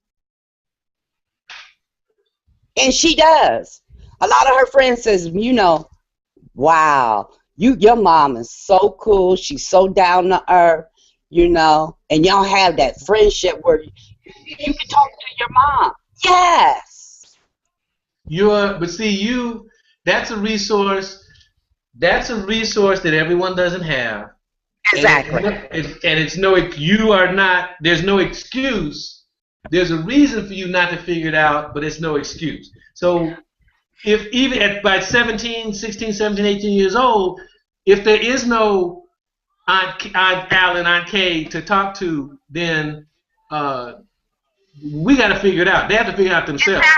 So what I do, I make myself available for that person, that 16-year-old or that 13-year-old. I told my nephew, you know what? You didn't spend a week down there in juvenile. What did you learn? He gonna tell his sister, oh, it really wasn't all that bad. I said, oh, so you really like being told when to go to the bathroom? You can't go get anything to eat in the refrigerator. You like that? Oh, you mean he's saying that being locked up is not that bad? If being locked up is cool. In juvenile, okay. Well, since you feel about it that way, you really don't want to go to where they lock them up at 18 or up. But you know that's not true. He's saying it's not that bad. Well, you know, he's not gonna talk about, you know, crying himself to sleep at night. He's not gonna say that. He's gonna act like it's not that big a deal. They still try to be hard. Yeah, of course. That's machismo. That's when you have to take him by the back of the neck, bring him down to a coroner's office, and pick the most grisly discovery that they have down there, unzip it, and stick his face in somebody else's face that doesn't have one. Exactly. Well, you know, a lot of times people won't do things for themselves; they'll do it for others. AJ invited the brother who's a coroner who shows what the body looks like when they have those drive-bys, and they've got the big X where they take stitches from here across to here, big Y, and they open. Muhammad? Muhammad, yeah. Remember the mortician? Yeah. Remember? Maybe we'll get him on the show. Right? Yeah, we'll get him on the show. We'll get him. Now that we've got things pretty much sorted out, we need to start inviting people like that so they can give their perspective. Because he actually shows what it looks like. And they're doing things like, remember the young brother that got killed in the school gymnasium? And you know, unusual circumstances. And then when they exhumed the body, they found out he was stuffed with newspaper. Right. And everybody, like, a question mark came in up in their head, but nobody said anything about that. However, there, you know, the question of organ harvesting came, you know, to play. They're like, are they, you know, these drive-bys being instigated because there's a market for, you know, livers and lungs and kidneys and hearts and that type of thing, you know. A lot of times when people get shot, you know, they bleed out and the other organs are fine. So if, like Craig says, take them down to the morgue, give them another perspective. But see, that's taking them out of their 6-block community as well. So we come back to the original part of the problem is you have no perspective, you have no sense of value if you've never seen anything outside of the 6 blocks that you, or however many blocks, you know, that you live in. And that's your whole environment. You got to get out of that in order to... Exactly. But in order to get out of that environment, you got to talk to them. You got to take that time and talk to that person. Agreed. How you going to get there? You got to talk to them. But we're talking about this. We're talking about our new tribe, another label, Craig. We're talking about getting the scragglers, the ones who are on the edge, the ones who wander around, like you say, the hunter-gatherers instead of the farmers, the ones like us. I think conversations like this are good because it reminds us of our, you know, we have responsibility because we're aware. So exactly. We know what's going on. We see it going on. We know it's going to get worse before it gets better. And so we do have a responsibility to try to talk to the ones that we can reach one, teach one. I believe we do. I believe we do. And I know that's what you're talking about. You know, and part of the reason we do this show for 2 hours is part of the conversation is getting the frustration off of your chest about the things that you see. Right. And let people know that you're not crazy. Other people see the same things, and other people feel the same way that you do. That this is crazy. You know, it's crazy. And maybe we can get some of these kids to stop pretending like it's cool to go to juvenile, and stop pretending like it's cool to sag your pants, and stop pretending like it's cool to call each other derogatory names. Or carry guns. Hmm? Or carry guns. It's not cool to carry a gun. You know, but see, I've carried a gun before. Sometimes it's No, necessary to carry a gun. I don't, you know, it's for that age. What the hell do a child need with a damn gun? There's children are shooting each other. You don't know what that real threat was to that kid. You know, you remember, you're in the school system. You know how cruel children can be to other children. Children can be incredibly cruel and hurtful. We got little girls. What about the little girls that just stabbed a little friend to death for some video game?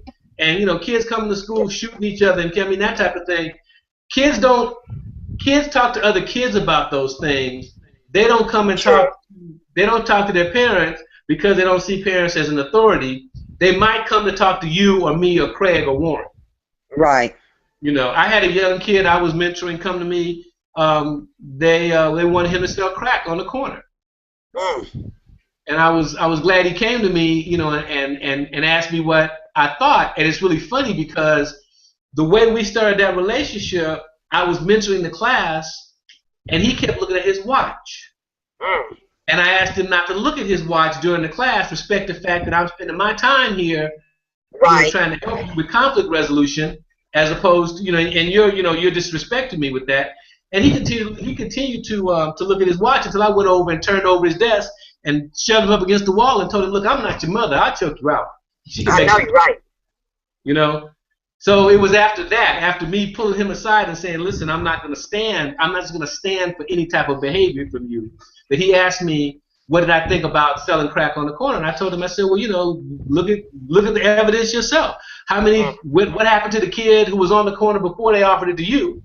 How many of these drug dealers have you seen go down to the Bahamas and retire with their fortune?" I said, basically, it's just another slave game. They're going to use you until you're 17, because you'll go to juvie until you're 17. Then when you're 18, you go to the prison. They'll replace you with somebody else. Right. And he had never looked at it that way. He had never been taken out of his 6-block mentality and shown another perspective. I mean, look at the evidence. So we agree that as a tribe, it takes a village, and that we will reach out. But before you dropped off, Kay, I was asking you, you know, what do you keep? How do you keep from being discouraged? What do you find reassuring? And I mean, God. I know spiritually you go there, but there's, you know, like the Nigerians say, you know, they say your prayers and move your feet. You know, so faith without action is impotent. True. I have strong faith. I have strong faith, and the word never changes. It's the truth, you know. And the more I read, the more I learn the truth.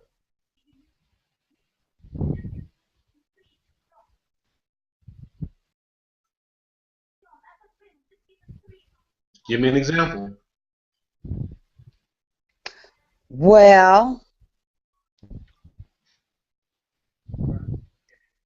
my faith is strong for me as let me rephrase. Okay, 6 years ago I had a stroke. This stroke was to where my doctors was telling me, not only me but my sister, we think you need to call the immediate family in because we don't think she's going to make it through the night. The stroke had affected me to where my left side was paralyzed. It was twisted. My mouth was twisted. I couldn't see. I could barely. When they got me to the hospital, I couldn't even talk. I couldn't even walk. And to know that I could have died right then, but God had his hands on me.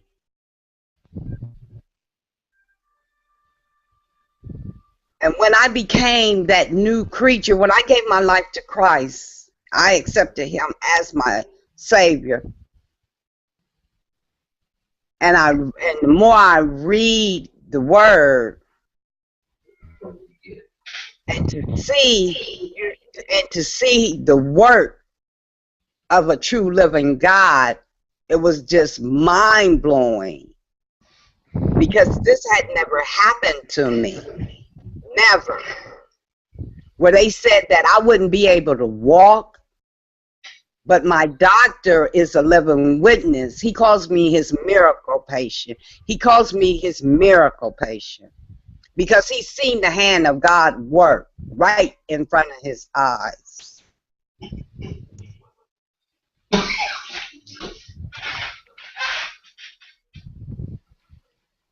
And to see me now, my face is not twisted.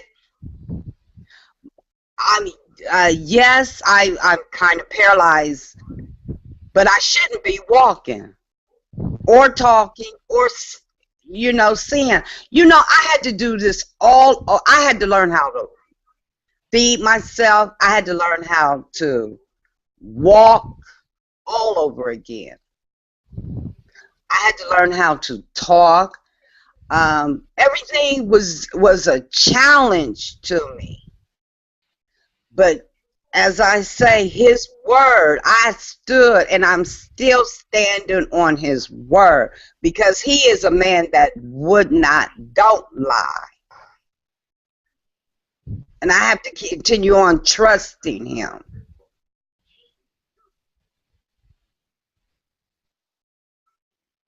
So your faith gives you the power. It sure does. To keep moving. To keep moving. Because you move in faith. I walk in faith. So when you look at the world around you, and you look at all the things we're being fed, some of the things we talked about, are you discouraged? I am, because when I received Christ, when I came back to Christ, let me say that, he opened my eyes to the truth, where I could see the truth. Because there's a saying, once I was blind, but now I see. It was, and that is, it speaks for itself. I was blind, where I thought it was okay to do this, that, and the third, when it's not okay,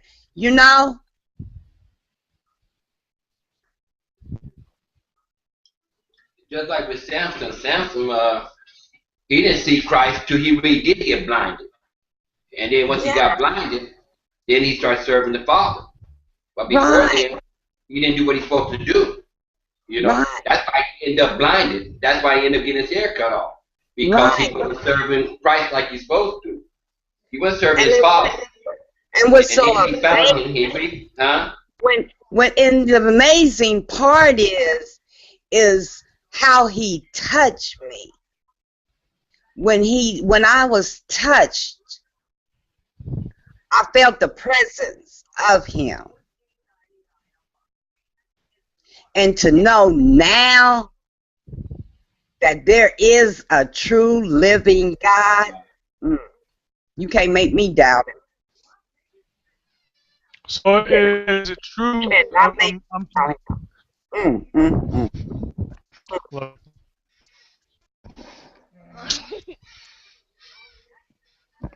But it's because it's so sad to see that, once I was lost, but I'm no longer. I see the truth. So how could you be discouraged then? It's because being human, you're gonna get discouraged when you see people doing things. You're going to be discouraged. But That's why you need Christ and stuff like that to help you regain your strength. the word says you're going to have some trials and tribulations.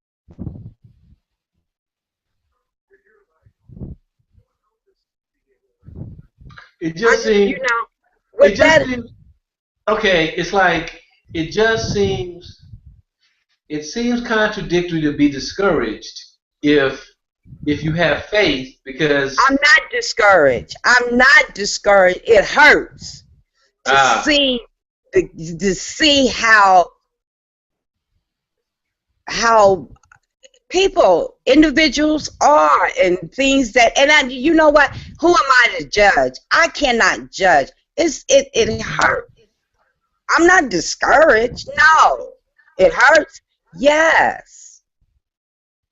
And that's why now I was confused, because before you said you were discouraged. No, I'm not discouraged. I am not discouraged. Just a mix up in words. Yes. Well, that's the point. That's the point of this little exercise.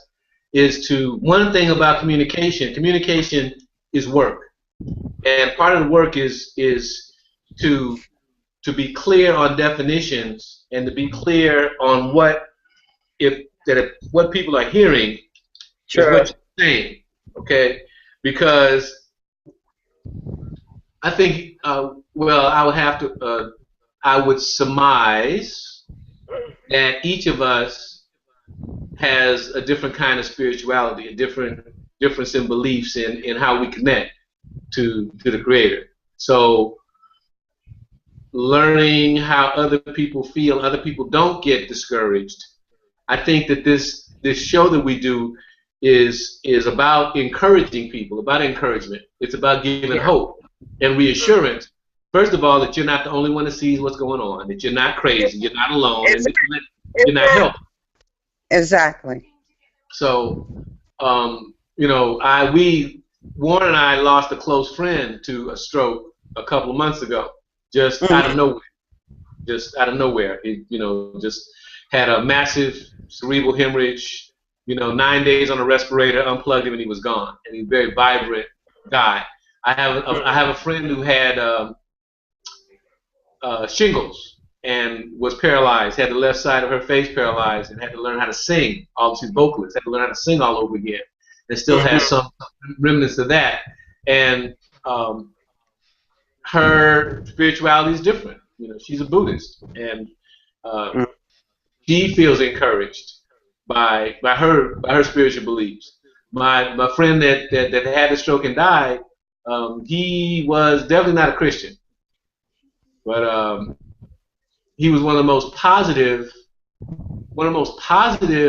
upbeat people that I ever met, as far as how he managed to keep pushing through adversity and failures and everything else. He just let stuff just run off his back like water off a duck's back.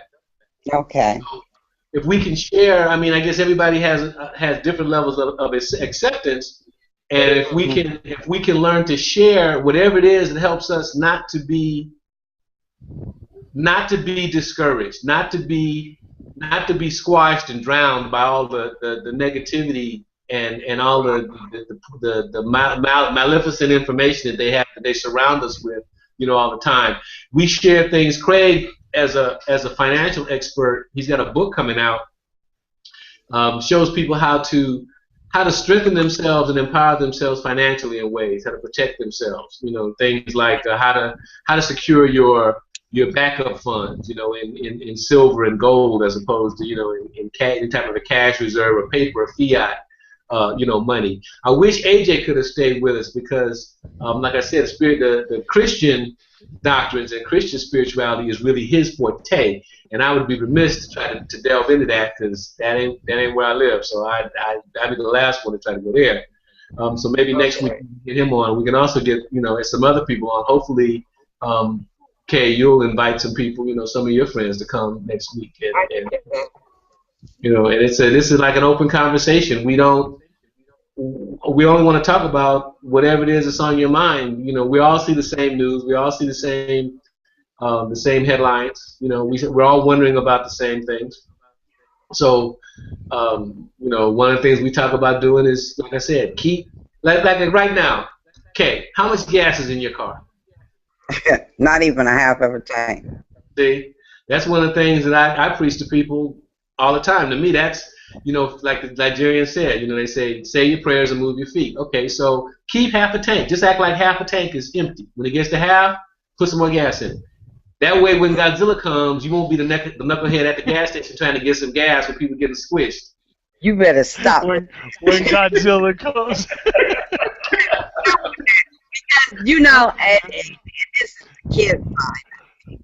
I love scary movies, and Well, when I got the new Godzilla movie.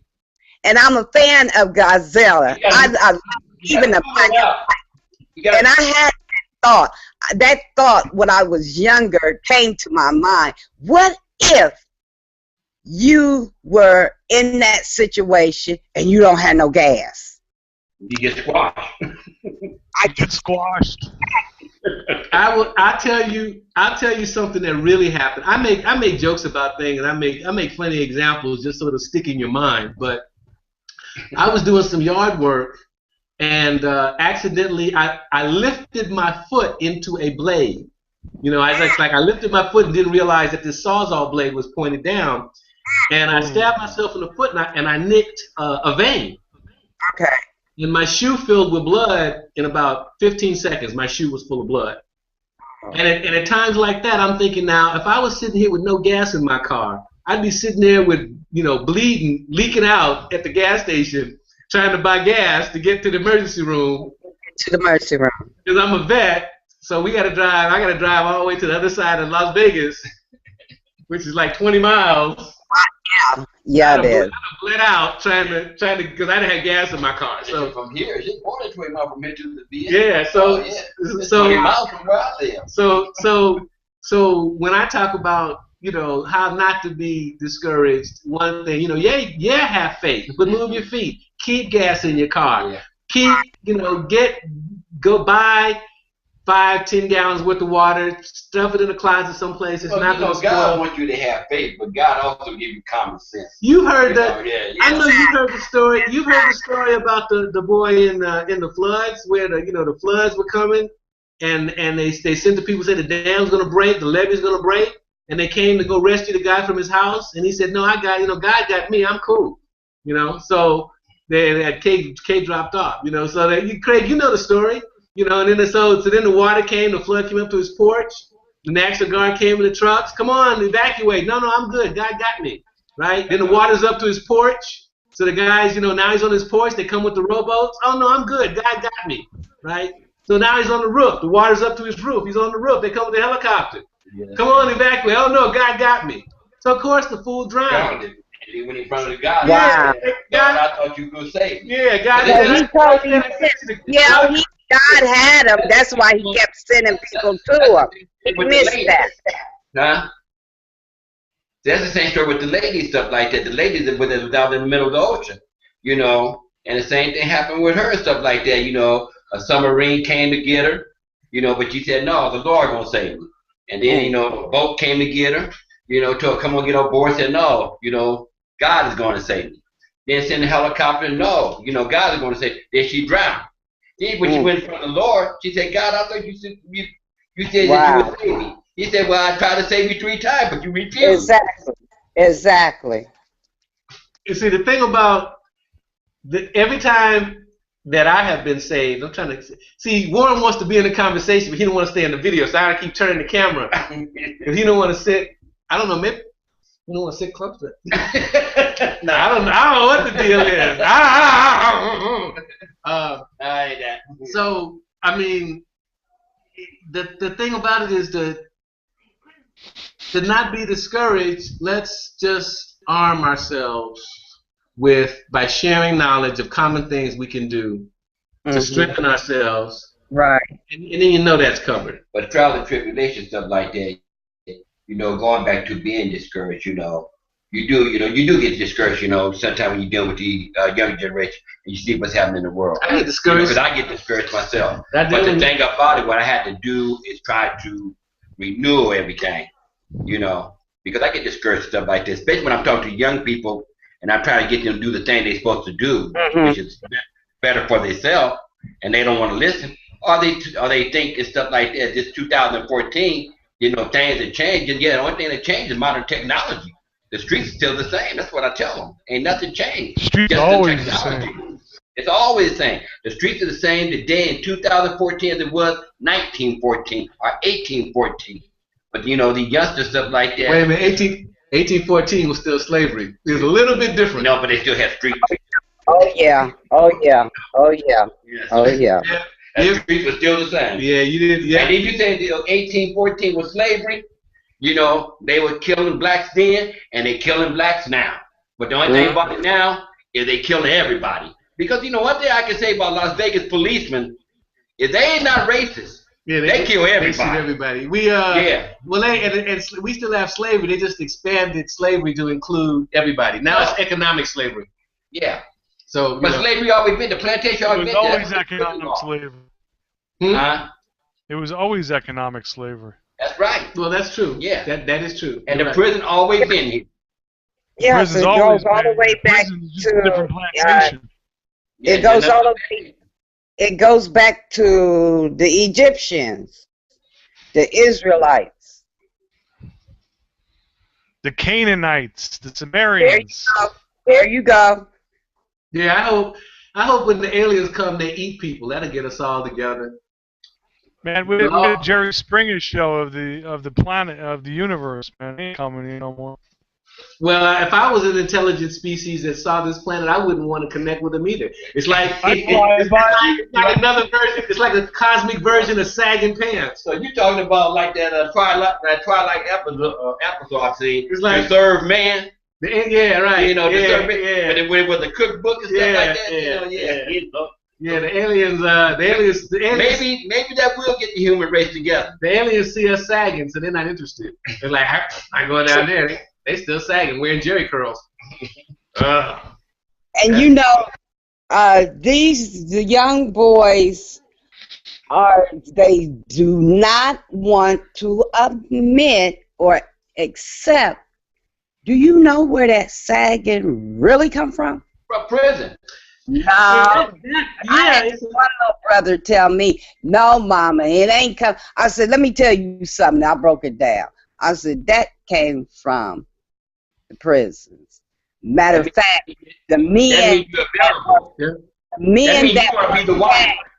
the gay men wore their pants sagging, plus they had the handkerchief in the back of them. Yeah. But they don't want to believe that. That's no, Mom, that's not what it is. That's really not what. Yes, it is. Have you ever seen? Did you ever watch Boondocks? Cartoon Boondocks. They had yeah, it's funny. They have an episode where one of the rappers. The rapper is gay, but he's down low. He's on the down low, and he's got this young boy who follows him who does not believe that he's gay. So, but the rapper comes out with this clothing line, which is basically a skirt and a handbag and like cameras on top. But it's not gay because it's interesting. Wow, it sounds interesting. Yeah, I think it's on Netflix. There's a lot of different links you can get. You can watch it. Aaron Magruder, the Boondocks. It's about a grandfather and his two grandsons. He takes their inheritance and buys a home in the suburbs, and he lives in the suburbs. And it's about their adventures in the suburbs. They call the Boondocks. It's interesting. Some of the observations they make about some of the cultural things that we do, and that's one of them. They poke fun at. Okay.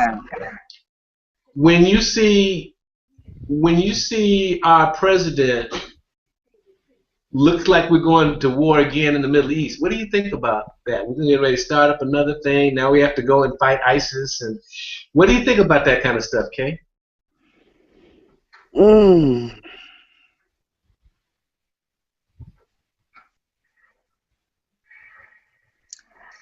You know, Lots more innocent lives being lost. I really think that, and and really, I don't, it's in our face, and I really, when it comes to, I try not to do news all like that because it's Discouraging. constantly bad things is going on in this city, this country, and when I see that, I'm seeing that they are toiling with the United States. That's how I feel. Do And you really to feel like they affect that they really have an effect on us and what we do? mm,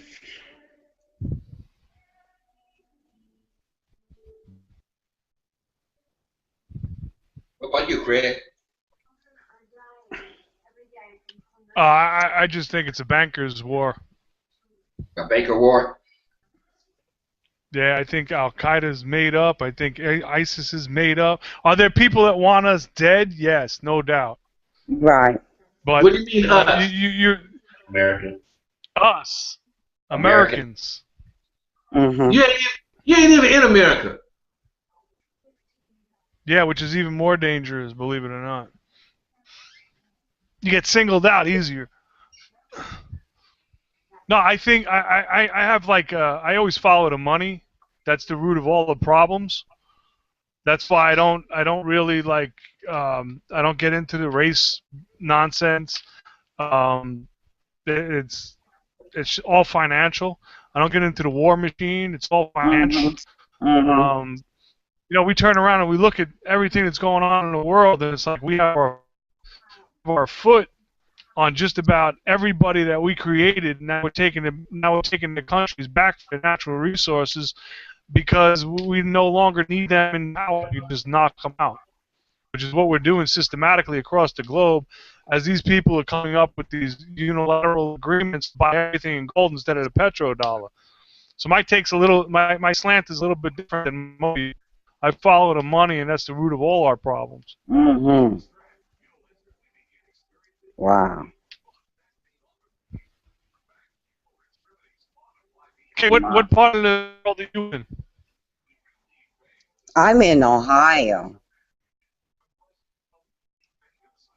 My family grew up in Ohio.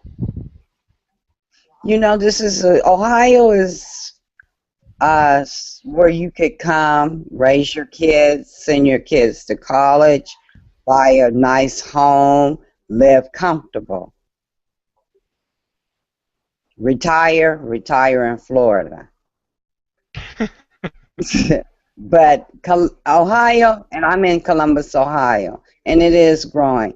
But Columbus is a state where you want your kids to go to good schools. You want them to go to a good college, Ohio State, which is racial. I'm going to say it's racial. I'm stand strong on it.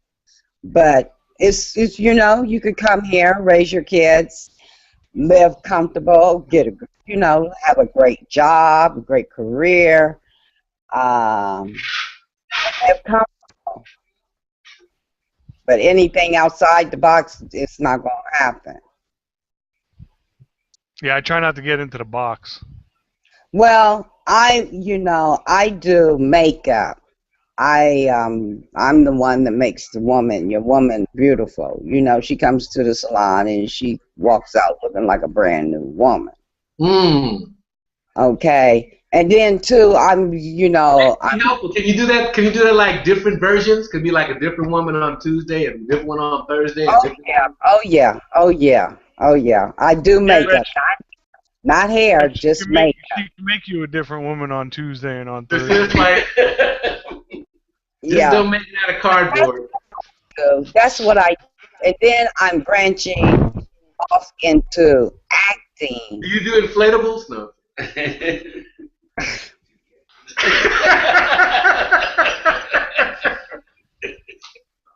He just playing. Oh my goodness. Okay, you got to pray for that fool. Okay. But you know, when it comes to that type, you know, Columbus is not. It doesn't offer you that. So I would have to pretty much move somewhere else, Atlanta, No, New York. don't think Columbus don't. Well, it's not so, and I'm not gonna say they don't, but it's not so. It's not really Hey, open up here. Warren told me he had some furry handcuffs said made in Ohio, so don't tell me that. Oh, wow. Maybe so. Maybe so. I'm speaking of, You need to get out your neighborhood more, Kay, that's all. I do get out my neighborhood. I do. Matter of fact, I lived in Las Vegas for. We were looking at your pictures while you were talking. We were looking at your ring girl pictures and stuff. Yeah, that was Camacho when he had a big fight there. Mama, But at one time, that's what I did. Not only was a ring girl, I was a show girl. Que bueno, I saw that. Yeah. Hey, super, you like juicy. Mm-hmm. Well, you live in Vegas. How long you live in Vegas? Excuse me? How long did you live in Vegas? I lived in Vegas for about 12, 13 years. All right. When you moved? I moved, I had my daughter in 96, so right around there. 95, 96. Well, I'm going to come down. I seen your pictures. I'm getting ready to come down to Columbus. What picture are you talking about? All the one that we were looking at on this On Facebook. On Facebook. I'm getting ready to come to Columbus, you know. Be down there to visit you. Well, you're more than welcome to. Craig, we got 10 minutes. You got a book coming out. Quit making faces. Craig, you can't afford to make faces, bro. You should like be straight as an arrow, Jack. Bottle cookies. No, my book is just basically about my life, and it's the one thing that I've always tried to explore was the difference between currency and money, and I think what we're talking about is money. I think everything else is currency. You know, our relationships, our time, our energy, our labor, they're commodities that are precious. And Kay, were you talking about what your daughter is? You know, that's priceless. That's money. All the rest of the nonsense, what's in your bank account and your stocks and your portfolios and your IRAs or 401ks or pension plans, that's currency. That stuff comes and goes. Uh-huh. So what I try to teach people is the difference between currency and money through financial literacy. And when your book be out? This year, definitely, without a doubt. It's out now? No, it's coming out. It's coming out this year. It's gonna make it out here to Vegas. It's almost the end of the year. I call his book the Bigfoot of books. It's September, smartass. It's been rumored to have been seen, and there's blurry videos of it and blurry photos. He shows a picture of his walls in his house all covered with papers, but I think it's just cheap wallpapering myself, or his daughter's. Warren, I wrote a format for a book, and I had a promotional video a couple years ago, and I got in a lot of trouble, so I used that as my dead man's trigger. Wow. You think your book gonna make it out here to Vegas? And my book's gonna make it everywhere. No, it's international distribution, sure. Okay. And I just keep teasing about it. I've read some of it. I'm familiar with the subject. He says it's about his life, but really, it's about. I refer to this movie. There's a movie with Justin Timberlake called In Time. And if I was gonna say if any movie was about the book, that would be it, because it talks precisely about how we are controlled, how our time is money. Our time is. If you think about it, if you had $1 million, you would just do different things with your time. So what money does is give you freedom of your time. So Craig's concept is that if you have control of your time, you have wealth, you have money, because that's what you work for, to be able to control your time. So, I think we've been conned into a lot of things. I think is definitely of the plantation. You know, we're all fenced in, we're all corralled, and if you step outside the walls, you're going to be viewed by your peers in a different way. And what I try to do is knock down the walls. There are no walls. There are no fences. I liked your concept of the stragglers, picking up the people who are outside the box, outside the norm, the people who finding more like-minded individuals, people like us that are open to conversation, open to trying to. Sure. Why are we going to waste our time? Why are we going to waste our time on people that you have no, not to say influence over, but no, they're not even gonna. They're just gonna close their ears. You know, Right. Jamaicans have an expression. It's like hard ears people feel. People are gonna start feeling some hard times real soon, and they don't even know things are coming. Wow. Yeah, I feel that too. I feel that way too. People get ready to feel a whole bunch of hard times get ready to come their way, and they don't know it. That's what we talk about, things like keeping gas in your car and that type of stuff. It's going to get stupid to that level, I think. It's going to get worse. Yeah. I think Oh, it's going to it's gonna get worse. It's gonna get really bad. Yeah. And you know, and it's not doom and gloom prediction. It's just inevitable. You look at the evidence of what's going on. You see it. You see the way we're being policed. You see the militarization of police. You see stupider and stupider wars. And I mean, we're just bombing innocent people. Look what's going on. What's going on in Israel and Palestine is just purely retarded. There's there's no sense in that at all. And to But Reg, look what's going on. Reg, what's going on now with ISIS? Now we have to arm rebels that we were fighting to kill other rebels that we started, and it's like we're funding. You know, we're funding. That's all we're doing is funding. That is the main. That's the mainstay of the game, is to keep funding. You know, Bill, the name of the game and stuff like that is, it's a money thing, but really when you look at it, we go to the other country, we help the other countries. You know, we help arm them, we help train them, and a lot of times what end up happening, they end up turning against us, just like in Vietnam. But why? Why? Because our country betrays them. That's why. The thing about our country shouldn't be over there.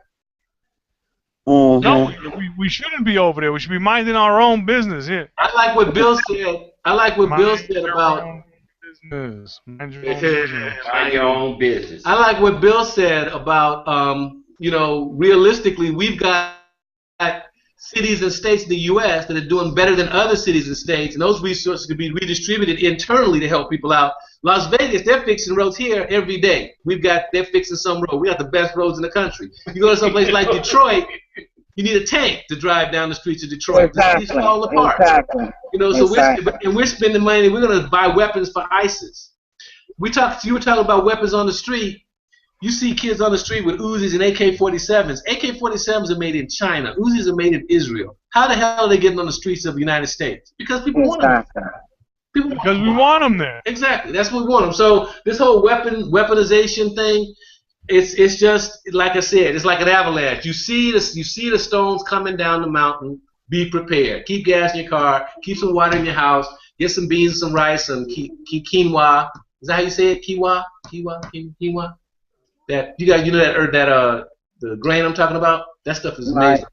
Started Quiona. Kiowa, yeah, Kiowa. Yeah, stuff like that. Staples. I'm looking forward to going back to Atlanta. Yeah, I've been thinking about it too. I haven't been out of Vegas a long time, but and that's like that was I'm the third person that will agree with you, because I want to move to Atlanta. I like Atlanta. Yeah, I like the hospitality. People. Yeah, but you gotta watch out for all that download down there. Well, I'm not. You know what? No. She said no. You gotta watch the download. No, I don't have to watch the download.